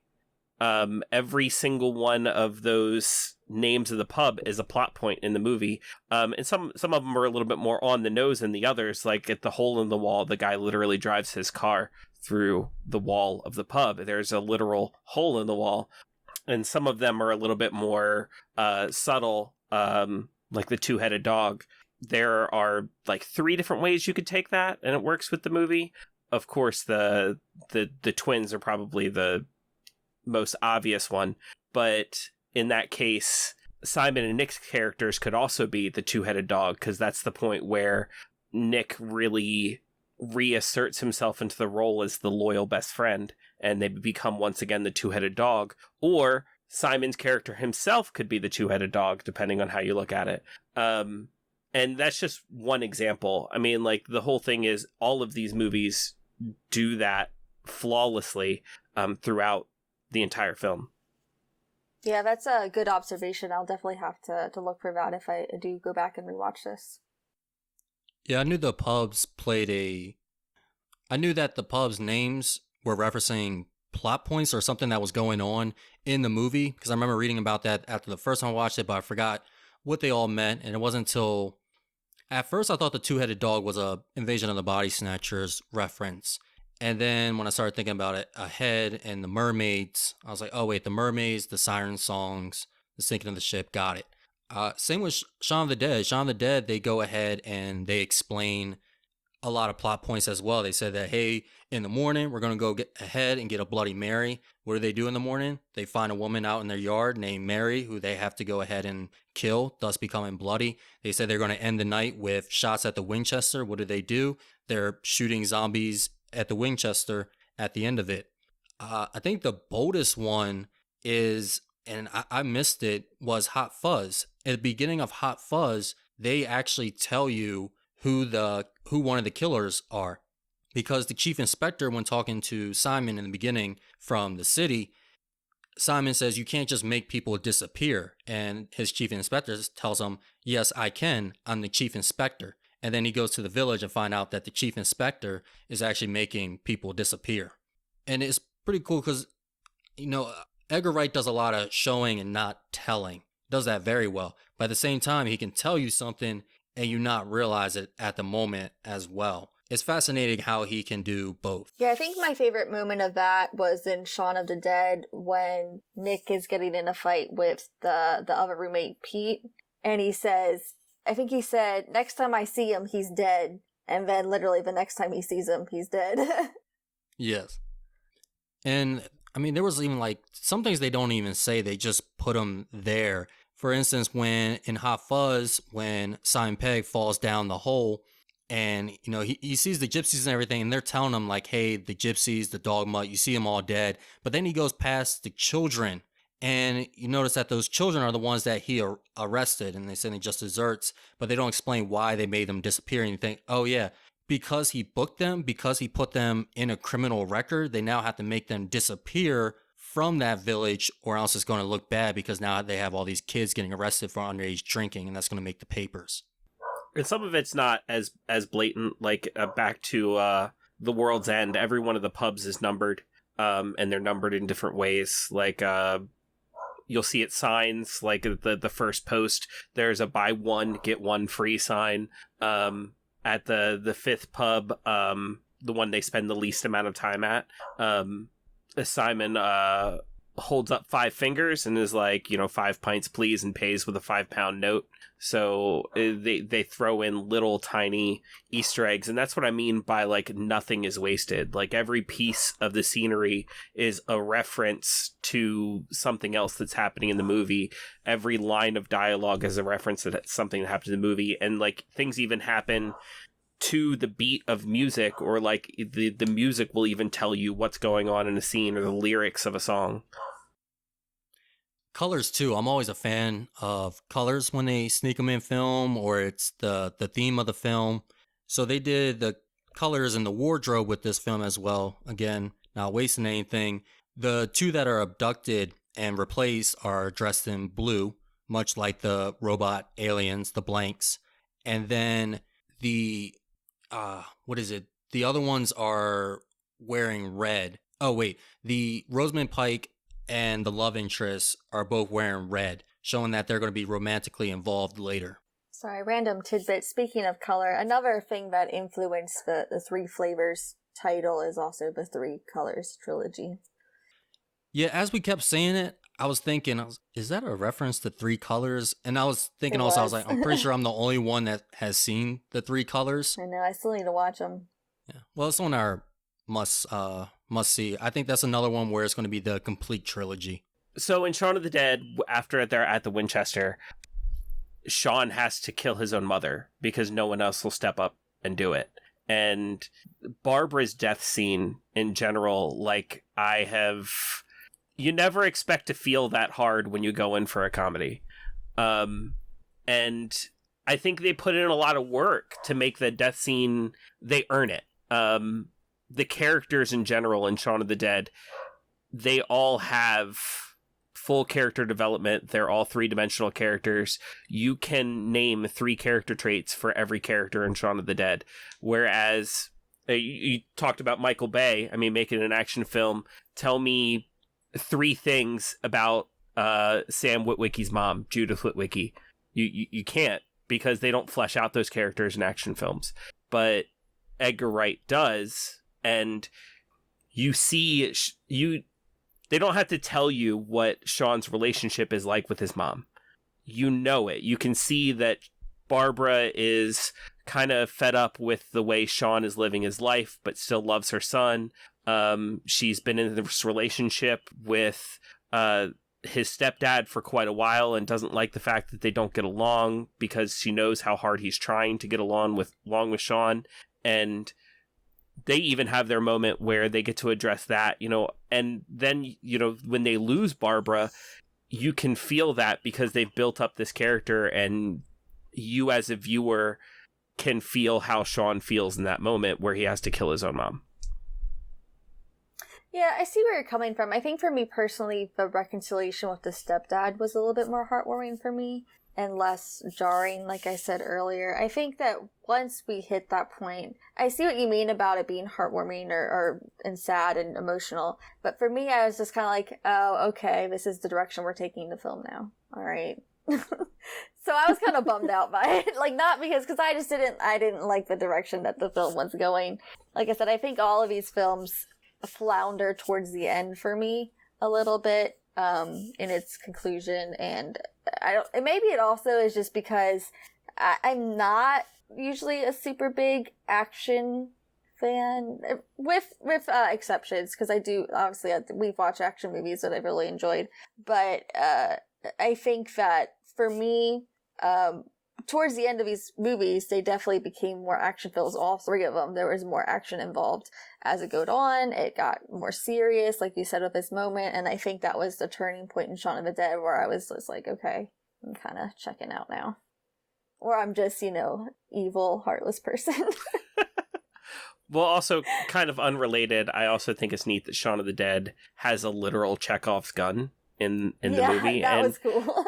not many movies have literal Chekhov's guns in the movie anymore. Or I thought that was fantastic. Mm-hmm. Yeah, I did like that.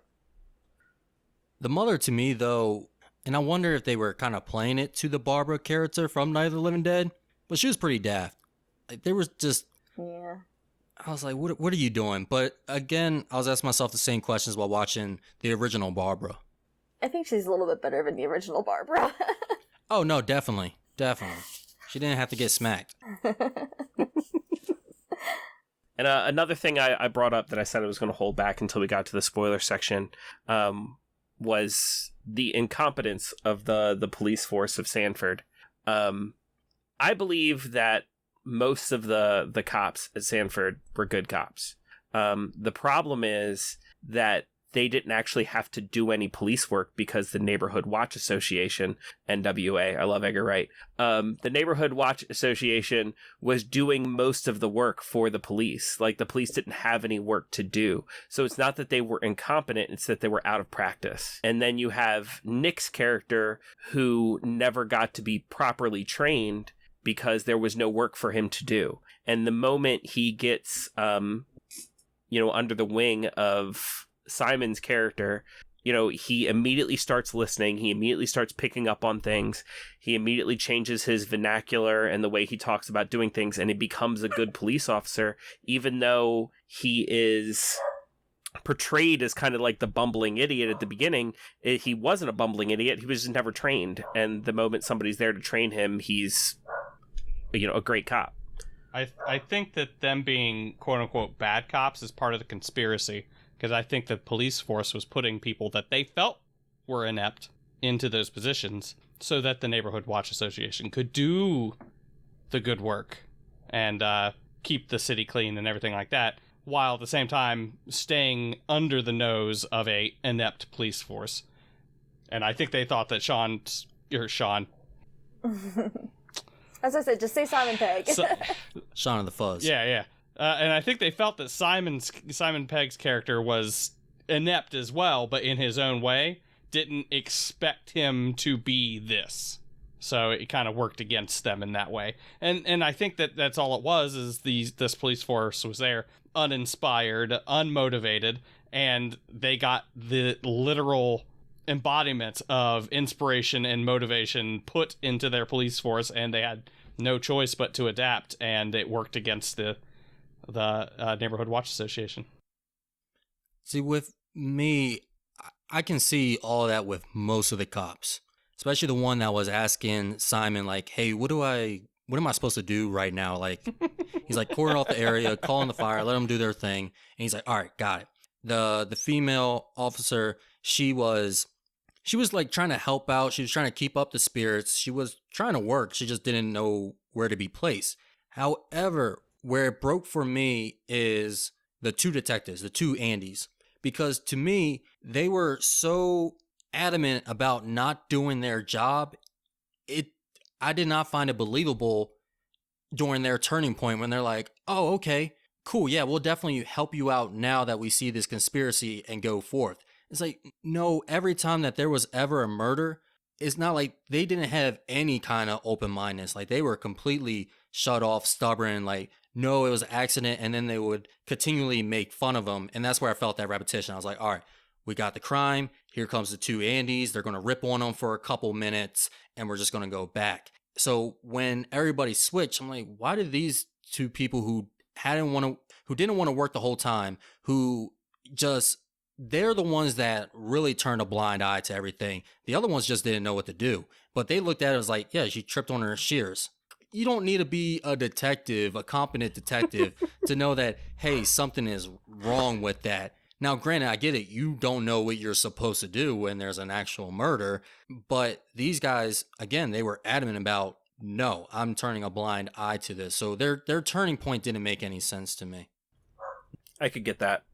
I also was frustrated with the Andys, but also I think the Andys is one of the funniest joke in the movies. One of the greatest shots in cinema history, when they are like leaving the frame and then come back in and then leave the frame again. That was hilarious. That was another visual gag I loved. Hilarious. I will use that GIF for my entire life. I love too that just off screen they would throw a trash can at somebody, or a rubbish bin, whatever they call it. Rubbish bin. Rubbish bin. You said you wanted to wait before talking about the style. Was that during the spoilers, or did you want to talk about that during Does It Hold Up? When were you wanting to speak about that? Like the directing style? Yeah. Oh, I said that you could talk about that before. You missed your moment. No, go ahead. God dang it, man. It's my moment. Nah, go ahead. I'm trying to see how I can fit it in now. Right, just like this. And go. Thank you. Now, so I said that the style I felt like was kind of going a bit over the line in Hot Fuzz, a lot with that editing. The fight scenes, again, didn't really feel tight for me. They were just a lot of back and forth punching. There was a time where Simon got on top of somebody and he got thrown off, and then he got back on him the same way. And then you're cutting back and forth, but the scenes weren't themselves, they weren't changing. We were just looking at them doing the same thing again. So I felt like they were doing a lot of those crash zooms just to do them. But I would say that when it comes to World's End and we see in Scott Pilgrim and see him one-up himself in Last Night in Soho, he shows that his style isn't going to get the better of him, which is why I would say that he's probably the best stylistic director. And to compare that, you have other directors such as Michael Bay. Michael Bay is, when we talk about great directors, usually Michael Bay is not really brought up, but gotta show respect to Michael Bay for two reasons. One of them being that... The guy knows his audience. What's that? The guy knows his audience. The guy knows his audience, and his audience knows him. He has his style. He has his shots, his tilted camera shots. He has that filter that he loves to put on, that yellow overlay. He has his American flag waving in the air. But sometimes that can just kind of take over and take you out of the movie and take over the movie. Then you have Quentin Tarantino, who I believe his last two films, he became way over style or substance, and his stories fell apart, and they just seemed like just kind of trying to stitch together his style. The other one is someone who I loved for a while was Wes Anderson, but I feel like his style now is just, this is just a Wes Anderson film. But I feel like, and then you have another British director who he hasn't gotten to that point, but he does have a style of his own, and that's Matthew Vaughn.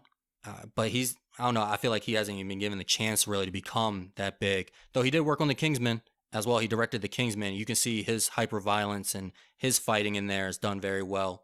But I think Edgar Wright, he's probably the most humble. He knows when to take himself back. Him and his editor in crime, Chris Dickens, who probably doesn't get enough credit as he should as well. So I would say, like, yeah, as far as style goes, he may not be my favorite director, but he's one that I'm like one of the biggest directors I respect just for being able to hold back. Yeah, I definitely agree with that. And I think too that he, doesn't limit himself at all. Last Night in Soho was his attempt at a more horror movie. Because he wanted to do something different. And in doing that, he had to change his style up a little bit. Like you said, it's still an Edgar Wright movie. The things that he's good at is still there, but it is different than what you would see in the Cornetto trilogy for sure. Yeah, I always like when directors tackle different genres as well. That's why I love Steven Spielberg. Steven Spielberg, he doesn't need to make movies anymore. He's still out there making movies, and he can do whatever he likes. He can do the same old thing. Everybody's going to love what he does. And he went out last year and made a great musical. I wish he would dip his toe in animation again and make a second Tintin. I never saw Tintin. Was that actually good? Yeah, it was. It was really good. But I want a sequel. I will also say of the action in Hot Fuzz, I think you're right. I think it's not as great as it could be. I still think it's good. I still enjoyed it.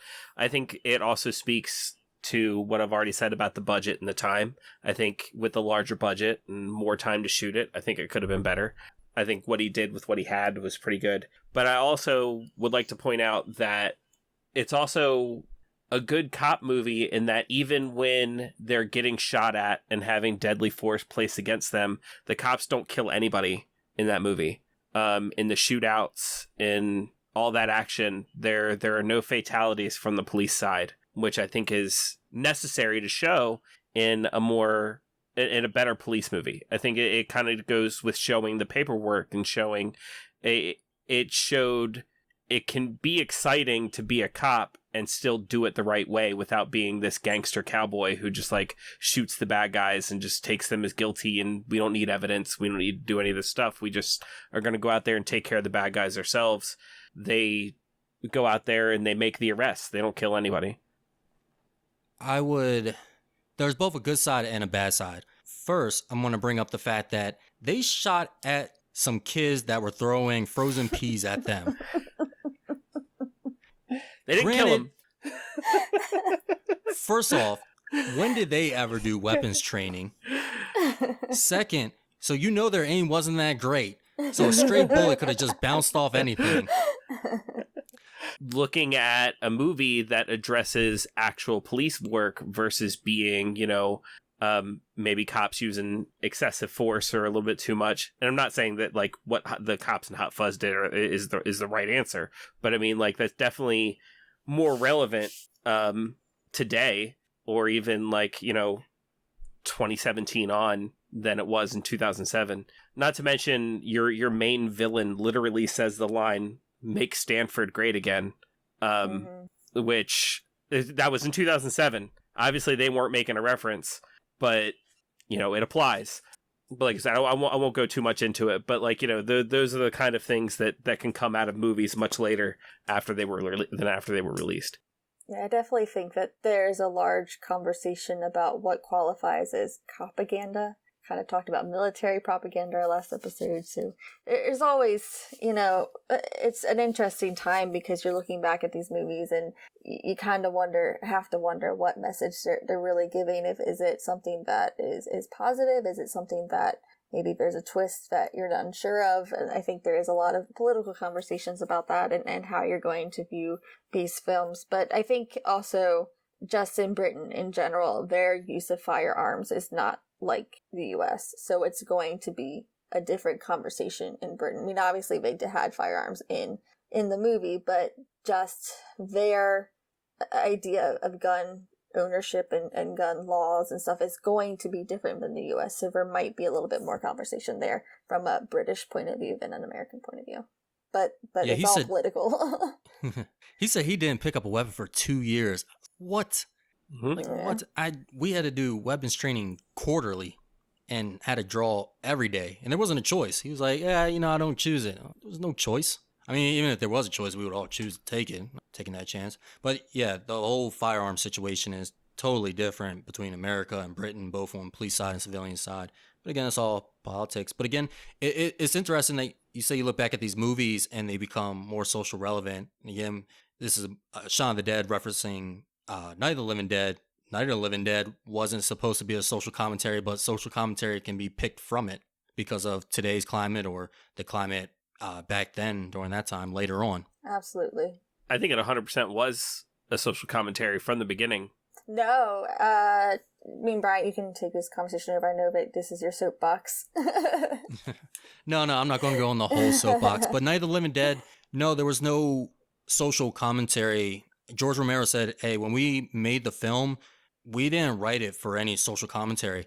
Even the actor being black, they just casted him because they were told that he was a good actor by one of the people who worked on the cast and crew. They said, hey, you should check this guy out. He's actually a really good actor and he's actually very intelligent. He was working on multiple degrees at the time.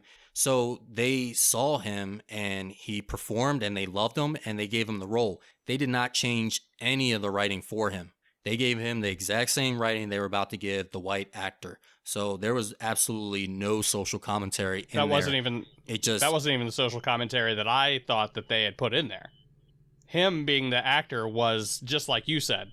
The social commentary was on the rampant consumerism at the time in America.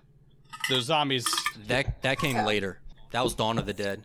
Well, that's what I was referencing. I mean, you might have been talking about Night of the Living Dead, but I was saying Shaun of the Dead is obviously a reference to Dawn of the Dead. So I was thinking Dawn of the Dead, being... From the way I understood it, Dawn of the Dead was just more overt about it. But I could be wrong. But Caitlyn wants us to say this social commentary, so... No, I think it's a good leadway into it about why it was significant for this time. And I think what I'm holding back is something that I wrote in my notes under this section. So. Oh, so you just wanted your time to shine. No. I think it fits under this category. So go for it. No, you got your notes. I'll let you have it, Caitlyn. Oh, my gosh. This probably is like on your nose with a circle and a star next to it. My time to shine. No, but we were talking about... the social commentary in Night of the Living Dead, and if you want to talk about that, we can talk about how the Vietnam War was an influence for that. And typically, when you have zombie movies, there is a reference to some kind of tragedy or event that is more sinister. And for Shaun of the Dead and for the zombie movies that were coming out at this time, a lot of film critics were comparing it to or saying it was part of the post 9/11 consciousness. Is that what you're going to say, Bryant? Exactly. And then I was going to bring it back to this one actually went out and wanted to make that social commentary. And it was a bit more on the nose than Dawn of the Dead. Dawn of the Dead, actually, I kind of missed the the commentary, but that could also just be I just overlooked it. And actually, I really liked that social commentary that it had, which is why I'm interested to rewatch the film. And correction to what I said, Night of the Living Dead didn't have any racial commentary. Right. It may have had social commentary to the Vietnam War. I believe it did have social commentary to the Vietnam War. And this idea that man is the monster, you take a zombie that was human and then you turned it into the monster, that really speaks to this idea of war, of human tragedy. So you said this just came out before the remake of Dawn of the Dead, just to kind of go into where zombie movies were at. I think it was 2 weeks before the 2004 we did. It was either 2 weeks before or 2 weeks after that it was released in the US before the remake. And I don't think it was intentional. Yeah, no, it definitely was intentional. I know that Edgar Wright had some worries about it, about how well it would do because that was also coming out. But I do think that there was a resurgence of the zombie films now, and that's why that they kind of said that it was part of that post 9/11 thinking. But it's crazy how 9/11 just affected everything, just from entertainment to the media that was being put out.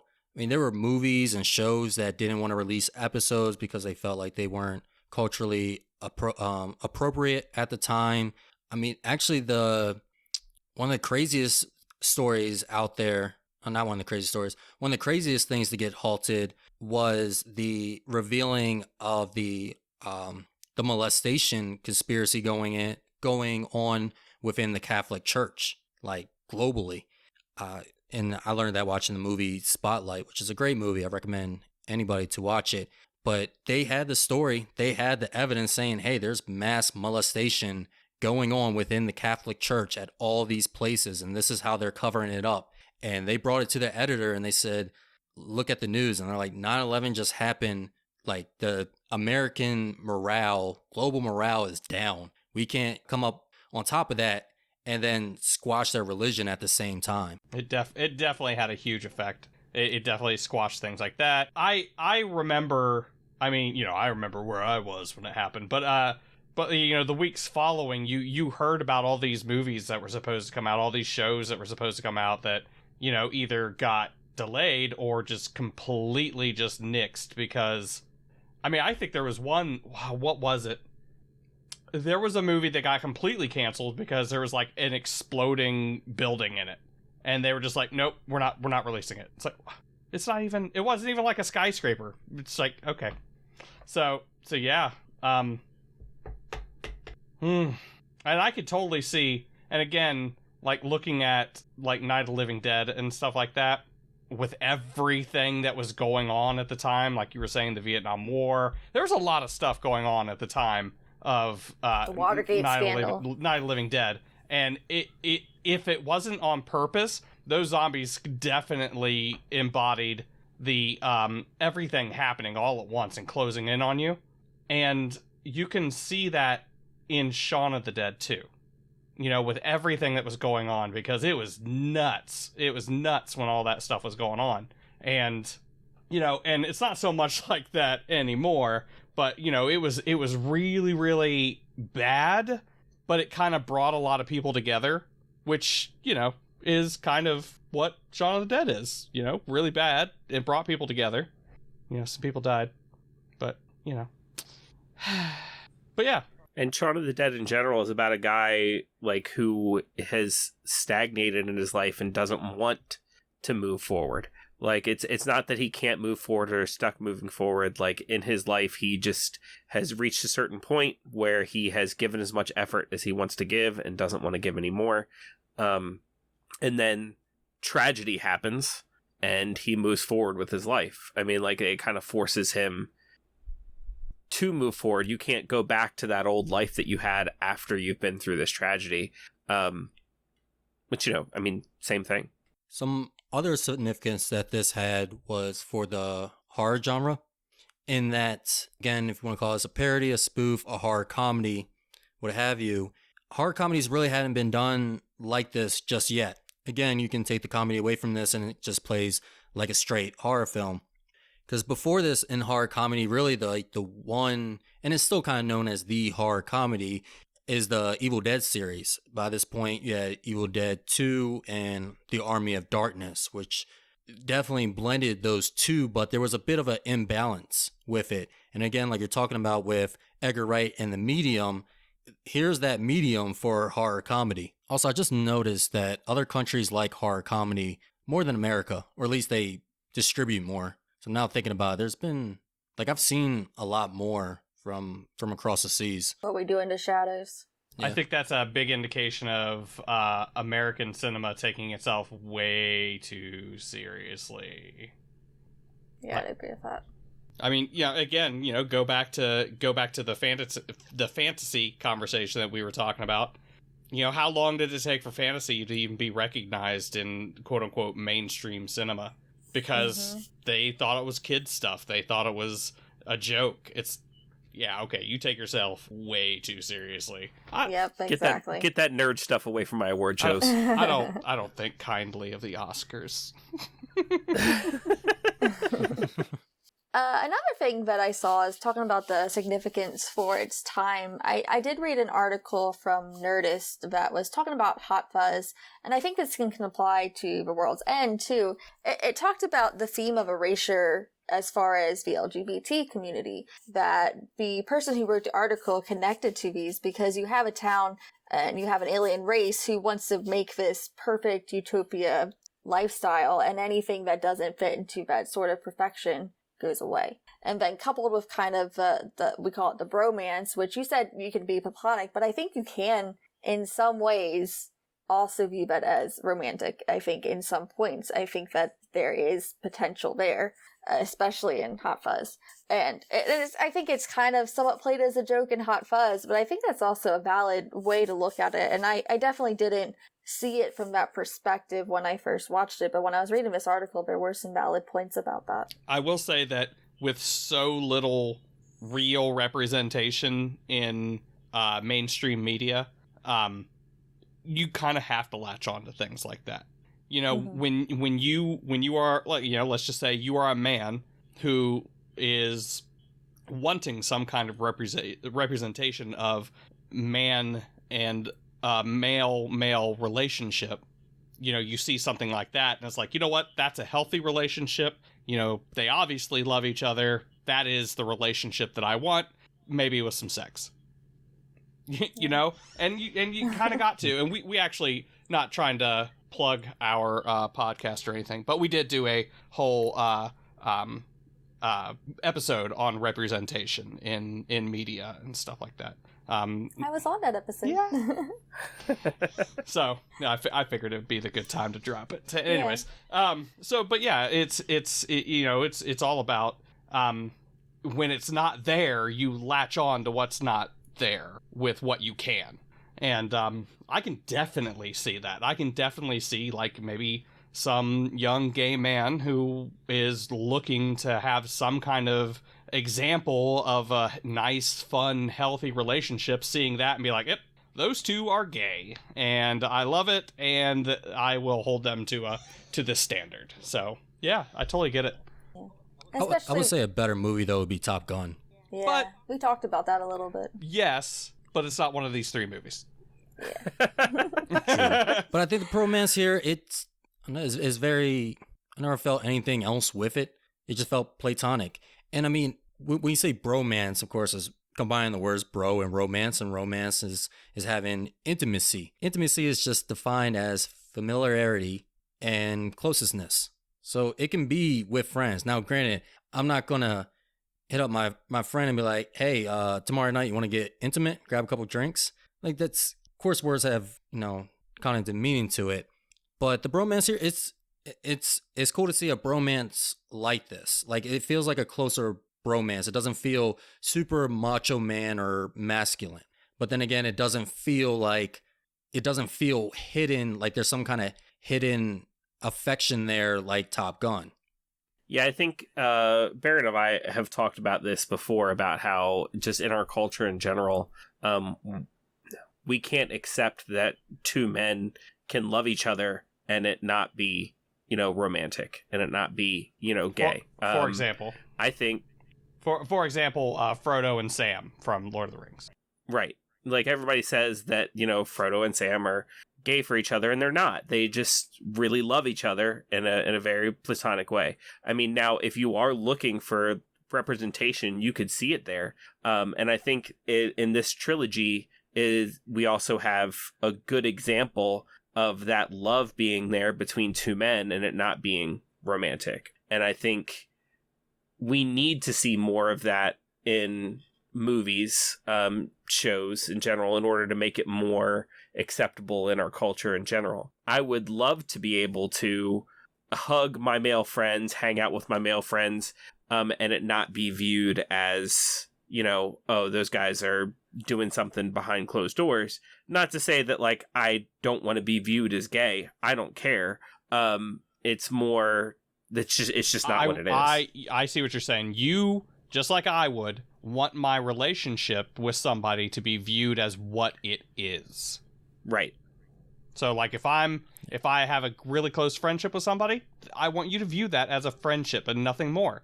If I am spadoinkling some dude in the, you know, confines of my own home, then I want you to view that as such, all right? Just saying. Exactly. I think it kind of also just comes back to, not that this is doing that, but I think there is obviously a real problem with queer baiting in some media. Yeah. And then there's also, on the other hand, there's also a problem with a large group of women who tend to ship characters who are friends, like the Steve Bucky fandom, for example, in the MCU. I feel like there's no real romantic connection, but then they kind of say that, oh, this is queer baiting, and then I think there's a subsection of women that fetishize, obviously, male relationships, and then I think that kind of gets projected onto certain characters. So I think there are a lot of conversations that come when you have these friendships, romances that are depicting kind of romantic relationships. I don't think that this film did either of those, though. I think that it was just a genuine relationship.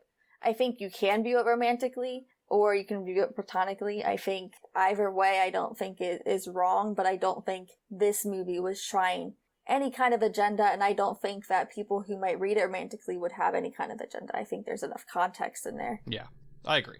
You know, honestly, I'm fine. You can ship any fictional character you want. It's when you start shipping real people is when I start to get skeeved out. It's just gross. Or even projecting, like, you know, if there is a real person and they're like, you know, and he's come out and said he's straight, he's, you know, with a woman, and they're like, no, he's really gay. It's like, come on. Yeah. Well, also, I would say that in this trilogy, at the world's end, I mean, like, at the movie, like, the movie's plot, you know what I'm talking about. The world's end, they say I love you to each other. Yeah. And it feels just like that. It's just romance. And I think also now with the newer generations, I mean, I know with my generations, like, I can say I love you to my, you know, to my friends that are males, and my friends that are, even to my friends that are females that I don't feel that type of affection for, but it's that love, like, it's like that family love. And we have no problem, you know, expressing that. Granted, I'm not going to lie and say, like, I'm completely open to it. I do I do sometimes say ya instead of bro, so love you.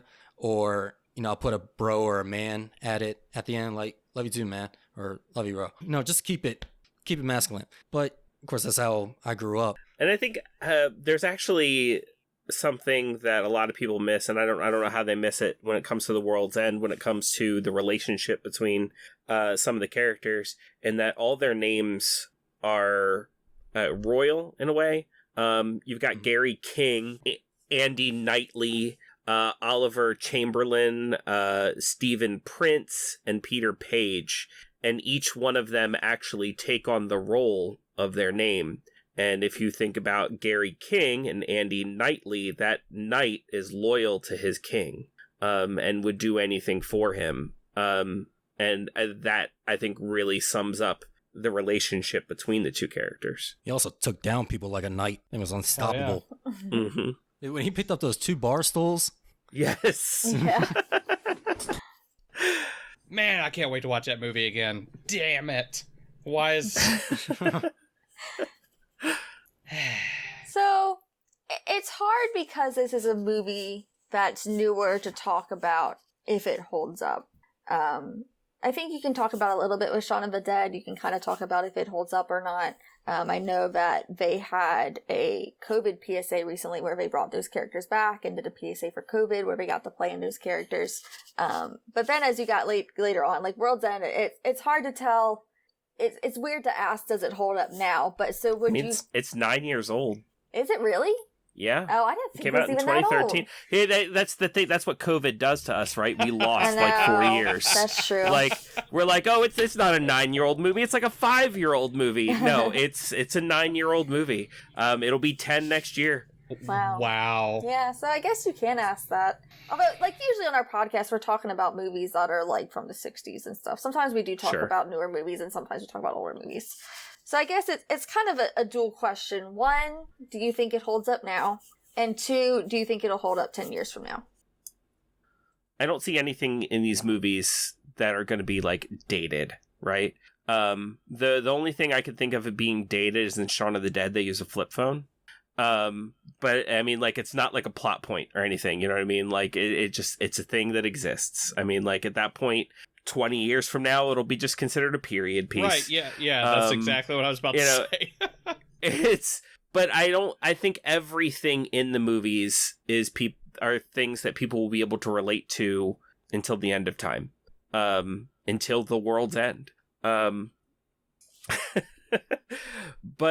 I mean, the movies are funny, and like I said, the humor it's not punching down on anybody. It's not topical humor. It's just, funny. And I don't think we're ever going to lose that. I think with the movies being about the relationship between friends and all of these universal concepts, I don't see any of it going out of style. So I think it'll hold up as long as it needs to. I will say that there is one slur in Shaun of the Dead that did throw me back. I was like, oh, okay, yes, this is an older movie. Okay. That makes sense. I haven't seen it in a while, so I just must have completely missed it. Even being an older movie, nothing's really changed. But for some reason, I think it's because it's not so offensive because it fits with that character and you're not made to root for that character. And when he says it, he just throws it away. Yeah. Yeah. It's when it's when Nick Frost pulls up in the car and everybody comes outside and he's like, "What up, niggas?" Oh, and yeah. It's like I want to, you know what? Yeah, that did take me back. That does very much date the movie because there was a very small point in time in our culture where you had a bunch of white guys who were like, oh, they say it in rap lyrics, and, like, I don't mean it as a slur, I mean it the same way that why can't I say it? And, like, they were, that does date the movie. I'll tell you, though, I hate to say it, but boy, that really summed up the character, though, didn't it? It's like... That's the thing, that's why I think I wasn't that offended, is because it fit for, like, if I was to imagine anybody to say that, pulling up, it would be that guy right there. And I was like, there's just like more reason... You could show that clip and you know exactly who that person is. Yep. Mm-hmm. That's what I'm saying. Like, it did take me back. It did take me back to that period of time where I think more people were liberal with it, or at least those specific type of people. Because it is a very specific type of people that you're like, oh, okay, yes. I would know exactly who you are now. Yeah. It's like, not cool, but God, that's not surprising. Yeah. Mm-hmm. I don't think it's like, bringing up Tarantino again, I don't think it's like the cast and crew, the writers using that as an excuse to use the N-word. I think it fits with the character. They're not using it to make fun of the word or to or just to put it in their movie to be funny. It's like this is the type of tool that would say that when he rolls up. I will say that there is one scene in Pulp Fiction that just still, if I see it today, it's like, yeah. So much great dialogue, but if you can just take out about 48 of those N-words would be good. Oh, man. It's like, look, you could have just called that dead body storage, buddy. That's it. That's all you had to say. Yeah, it was still been great. It was completely unnecessary. God, yeah. But I think that Shaun of the Dead still holds up. I think Hot Fuzz is the one where I'll go, because I did mention this during my review. I wanted to save it for now. The action scene did not hold up for me watching it today. I remember I caught a little bit of it, but way back, and I was like, oh, okay, that was pretty cool, and I was looking forward to it for this movie. Like I said, I was kind of, the middle was dragging for me. I was like, all right, at least I got the big finale at the end, and it didn't do it for me. For one thing, there were about 2 minutes, and I mean like a hard 2 minutes. I mean like staring at the toaster 2 minutes of them just shooting and hitting nothing, just shooting back and forth, and people just throwing things back and forth at each other until finally they look at their watch and they're like, all right, it's about time somebody gets incapacitated. And then bam, it happens. Like I said, the fighting wasn't great in that. It was very generic fighting. It was a very generic fight scene. At least they got to out point break. Like he laid on the ground, fired his gun in the air, and went R. And like it actually made sense that he laid on the ground, fired his gun in the air, and went R. Like it. They did do that. That was another foreshadowing that it did when he was asking them all those questions. Like, They hey, did have you every ever single jumped one up of in those the air and things. fired 2 pistols? Have you ever been on a high-speed car chase while shooting outside the window? And then I think the World's End holds up. I think the special effects that they used in it, even during its time, it has a certain look to it. It's not like they're going for realistic CGI. They are kind of going for that, like what they call them in the movie, that the Lego look. So I think that holds up just as well. And as far as the trilogy as a whole, yeah, it holds up. I could see sitting somebody down and like, hey, if I believe that they would like this type of humor and this type of writing and these type of visuals, I'll put on the whole trilogy with them, and I will sit down and watch it because it will hold up in 10 years. It holds up now. I will say I sit down and watch this trilogy in every October. It's like my Halloween tradition, and I'm not going to be stopping that anytime soon.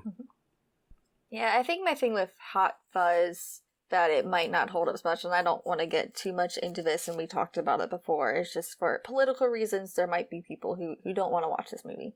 And I think in recent years, we've not seen as many buddy cop movies, so that's one thing I would say maybe it won't hold up quite as much, but I think that the humor in it does hold up. I think there are funny jokes in there that are going to hold up.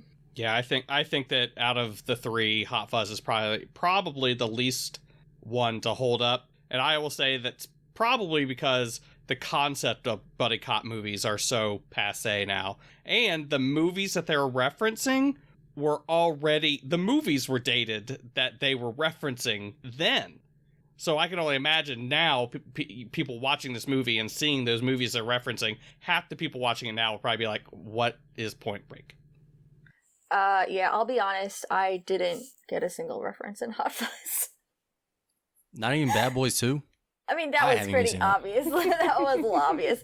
But I feel like I definitely understood more references in like Shaun of the Dead, whereas with Hot Fuzz, that's just not my genre. That's not a genre that I've explored too much in. So for me, there is a little bit of a disconnect. But I don't think it ruined anything in the movie. There wasn't anything that was like, I don't really get it. But then, like, when I go back and see all the references, I didn't see those in the film.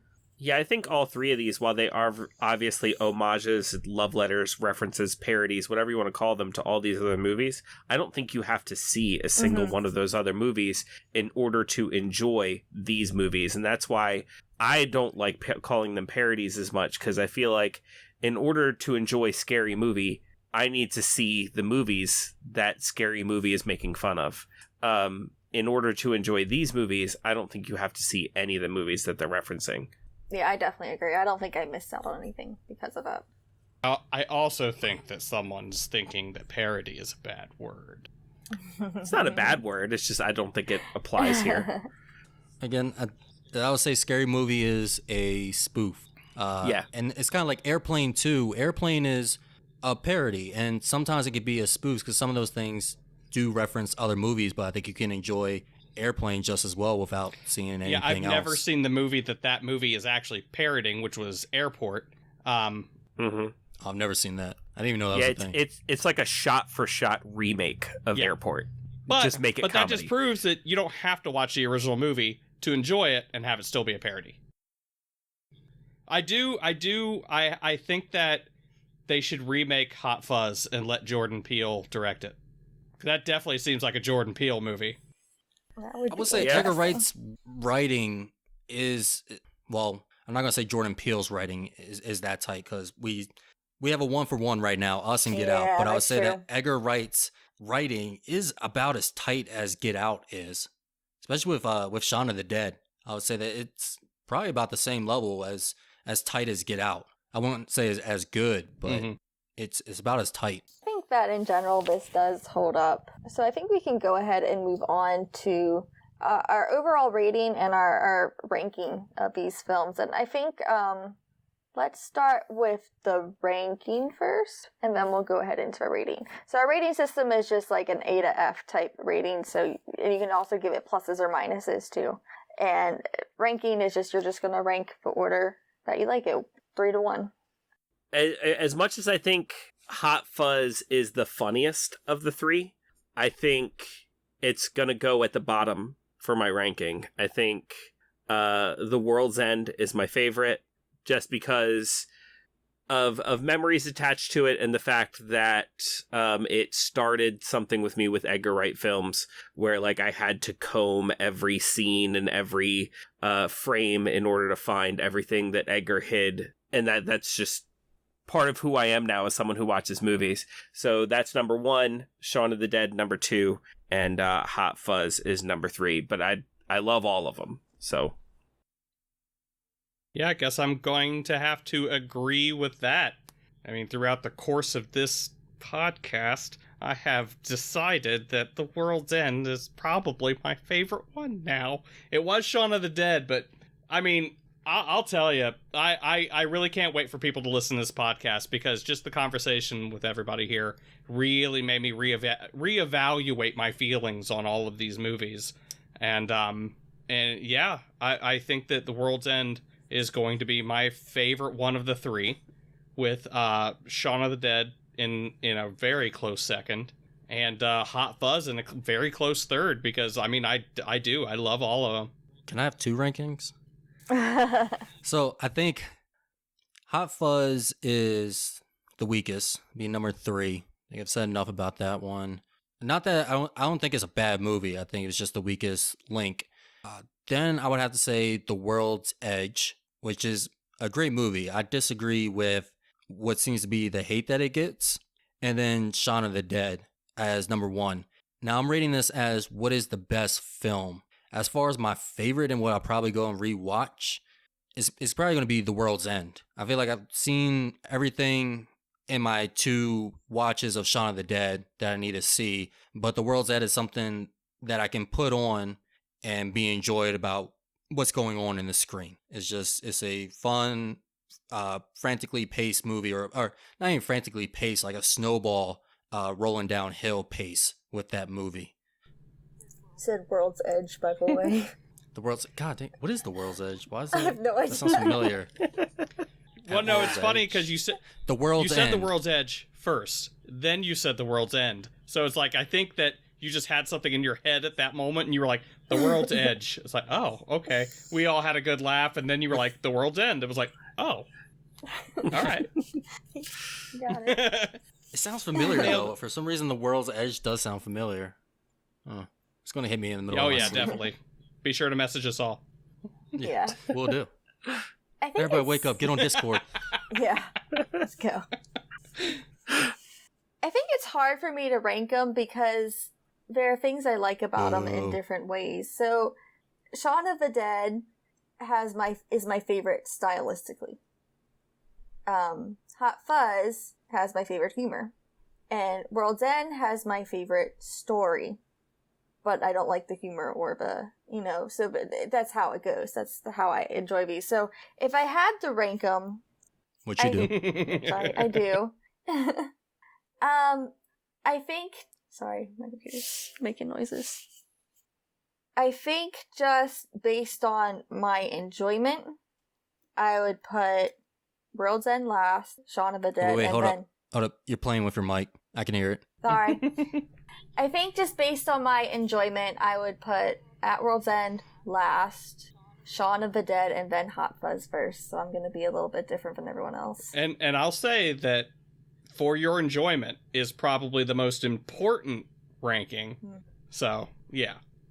Just because I got the most laughs out of it. And like I said, they all kind of have the same negatives for me. So I think they're on par equally with the negatives that I had with them. But for my enjoyment, Hot Fuzz just made me laugh the most. So that's what I gotta go with. Yeah, no, that works. So let's go ahead and rank these movies, give us our letter grade, and any final comments that we have about these films. Does anyone want to start? I can start. Well, we should explain the letter grade system to him. Oh, I did. Did you guys Yeah. cool with the... She did. And I listen to the podcast regularly anyway, so I get it. Okay, so you understand the S tier as well, right? Mm-hmm. Sorry, I blanked out. Continue. I'm sorry. Okay, so I'll start. I think for me, given Hot Fuzz is my favorite, I will give it I'm actually gonna... Okay, I'll give Hot Fuzz a B+, but I'm going to give Shaun of the Dead an A-. Because I can recognize that Shaun of the Dead stylistically and that it's accomplished as a film and the first one, I think it is the better film. But like I said, Hot Fuzz, I enjoy the most. World's End, I'll give it a solid B, maybe B-. I would say Shaun of the Dead, I would give a solid A. Then Hot Fuzz, I would give a C+. And World's End, I would give a solid B. Cool. I will say that, and this is going to sound weird considering what I said was my favorite. However, I will give Shaun of the Dead, I'll give that a good solid A. There's just everything about that movie I think is, it deserves that A. And then Hot Fuzz, I'll give that a good C+. It's getting up in there in the B range though. But I'll say C+. And then The World's End, I'm gonna go with a B+. In terms of, grading it, in terms of grading these movies, I do believe that The World's End was not...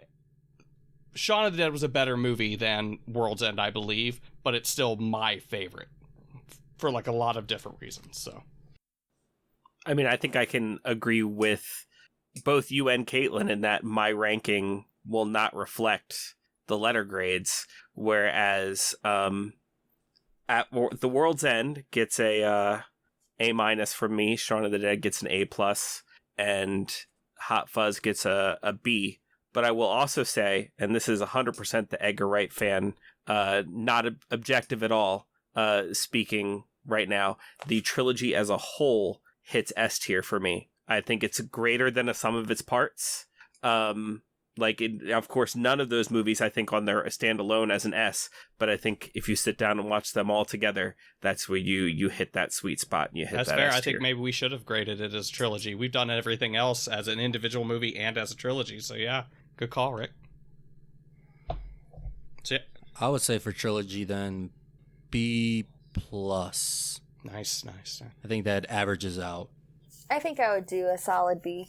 Yeah, I will also say a solid B+. A B+. But it's getting really close into that A tier though. Yeah, the writing and the visuals in it, that's what gives it that plus for me. Almost an A. Yeah. Yep. I feel like also knowing, like I said, Last Night in Soho is probably, it's an S tier candidate for me. So I think that just comparing it to that, it lowers it too, because I know that marks so high for me. So I know what his potential outside of those films are as well. Mm-hmm. Yeah, pretty happy with it. I think that when you watch them back to back, I think, like I said, it's greater than the sum of its parts, because obviously these movies don't rely on inside jokes like some sequels and some other trilogies might, but by the time you reach the world's end, there are little inside jokes that have kind of built up over the course of the movies, and they are referencing themselves in a way that when you watch them back to back, it's I don't fantastic. think that's a good idea. If we watch it back to back, one of us is going to miss the movies. We just need more screens. Oh, I like it. So guys, let us know what you think about our final ratings. Let's go ahead and go onto our social media and tell us what you rank the Cornetto trilogy. And if you haven't watched it yet, go ahead and watch it. And like Rick said, it is a good back-to-back watch. So you can find us on social media. You can find us on Twitter and Instagram at OpSilverScreen. On Facebook, we're at Operation Silver Screen, but on Twitter and Instagram, it is OpSilverScreen. You can also find Brian and I on our personal letterboxes if you want to keep up with what we're watching throughout the week. Brian's going to be at Swank Seal, that's capital S, and I'm going to be at Coffee Spoon Kate, that's Coffee Spoon CAIT. And if you guys want to go ahead and give your information for Casters Guild, but where you can find you. Well, my phone number is... got it, never mind. Well, I mean, I would say that we definitely have a presence online with the Casters Guild, but you know what? Perfectly honest, you're probably not going to find us on there. So you're better off finding us individually or just listening to our podcast. You can find us Casters Guild on any kind of, anywhere you can listen to a podcast, Spotify, Anchor, iTunes. I think there was that one little startup that just started that, very small. I don't know the name of it. Google Play. That's it. Google. Google, And then that's that little that company. little company. And then you can find me, Baron Kane, at Instagram, Twitter. You can find me on TikTok. I have a small following on there over, one little stupid video.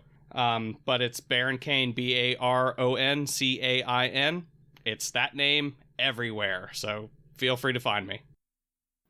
I don't have much of an individual presence on social media, but if you Google Casters Guild podcast, you will find us on. Just choose your preferred podcast delivery platform, and you can usually reach us on our Discord. And I do check our email pretty regularly, which is castersguild@gmail.com. And we'll be linking all of that on our social media as well. So if you want to find it through us, you can also do that. Thank you so much. Brian, any closing comments? You want to close us out? Yeah, so we've done 2 trilogies now, one from the UK and one from Norway. We're even talking about doing one from France. If your country has a must-see trilogy, please let us know. While we try to figure out what America's must-see trilogy is. Which, the Leonardo DiCaprio trilogy? Huh? What? Let's watch. The Titanic, Inception, and Shutter Island. I'm in. I'm all in. We have to throw Revenant in there too. Gosh. Nothing. What is that going to be the prequel to the trilogy? Yes. Yeah. Leo getting mauled by a bear. And Benny is on the Titanic. Actually, let's just do the trilogy, but then we'll cut in him getting mauled by a bear in points to his own movie. He's coming down the stairs in Titanic, bear out of nowhere. Oh, I love it. I would watch that. I would watch that over the actual Titanic. Oh, man. Yeah, make sure to like and follow all of us and give us your input and feedback. Love to hear from you.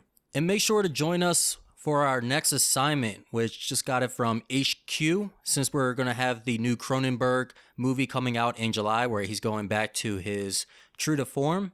We are going to watch Videodrome. Cronenberg's probably most Cronenberg movie out there. So go ahead, get your stomach ready for that one, watch it, and join us for the next mission. Till next time, I'm Bryant. And I'm Caitlyn. See ya.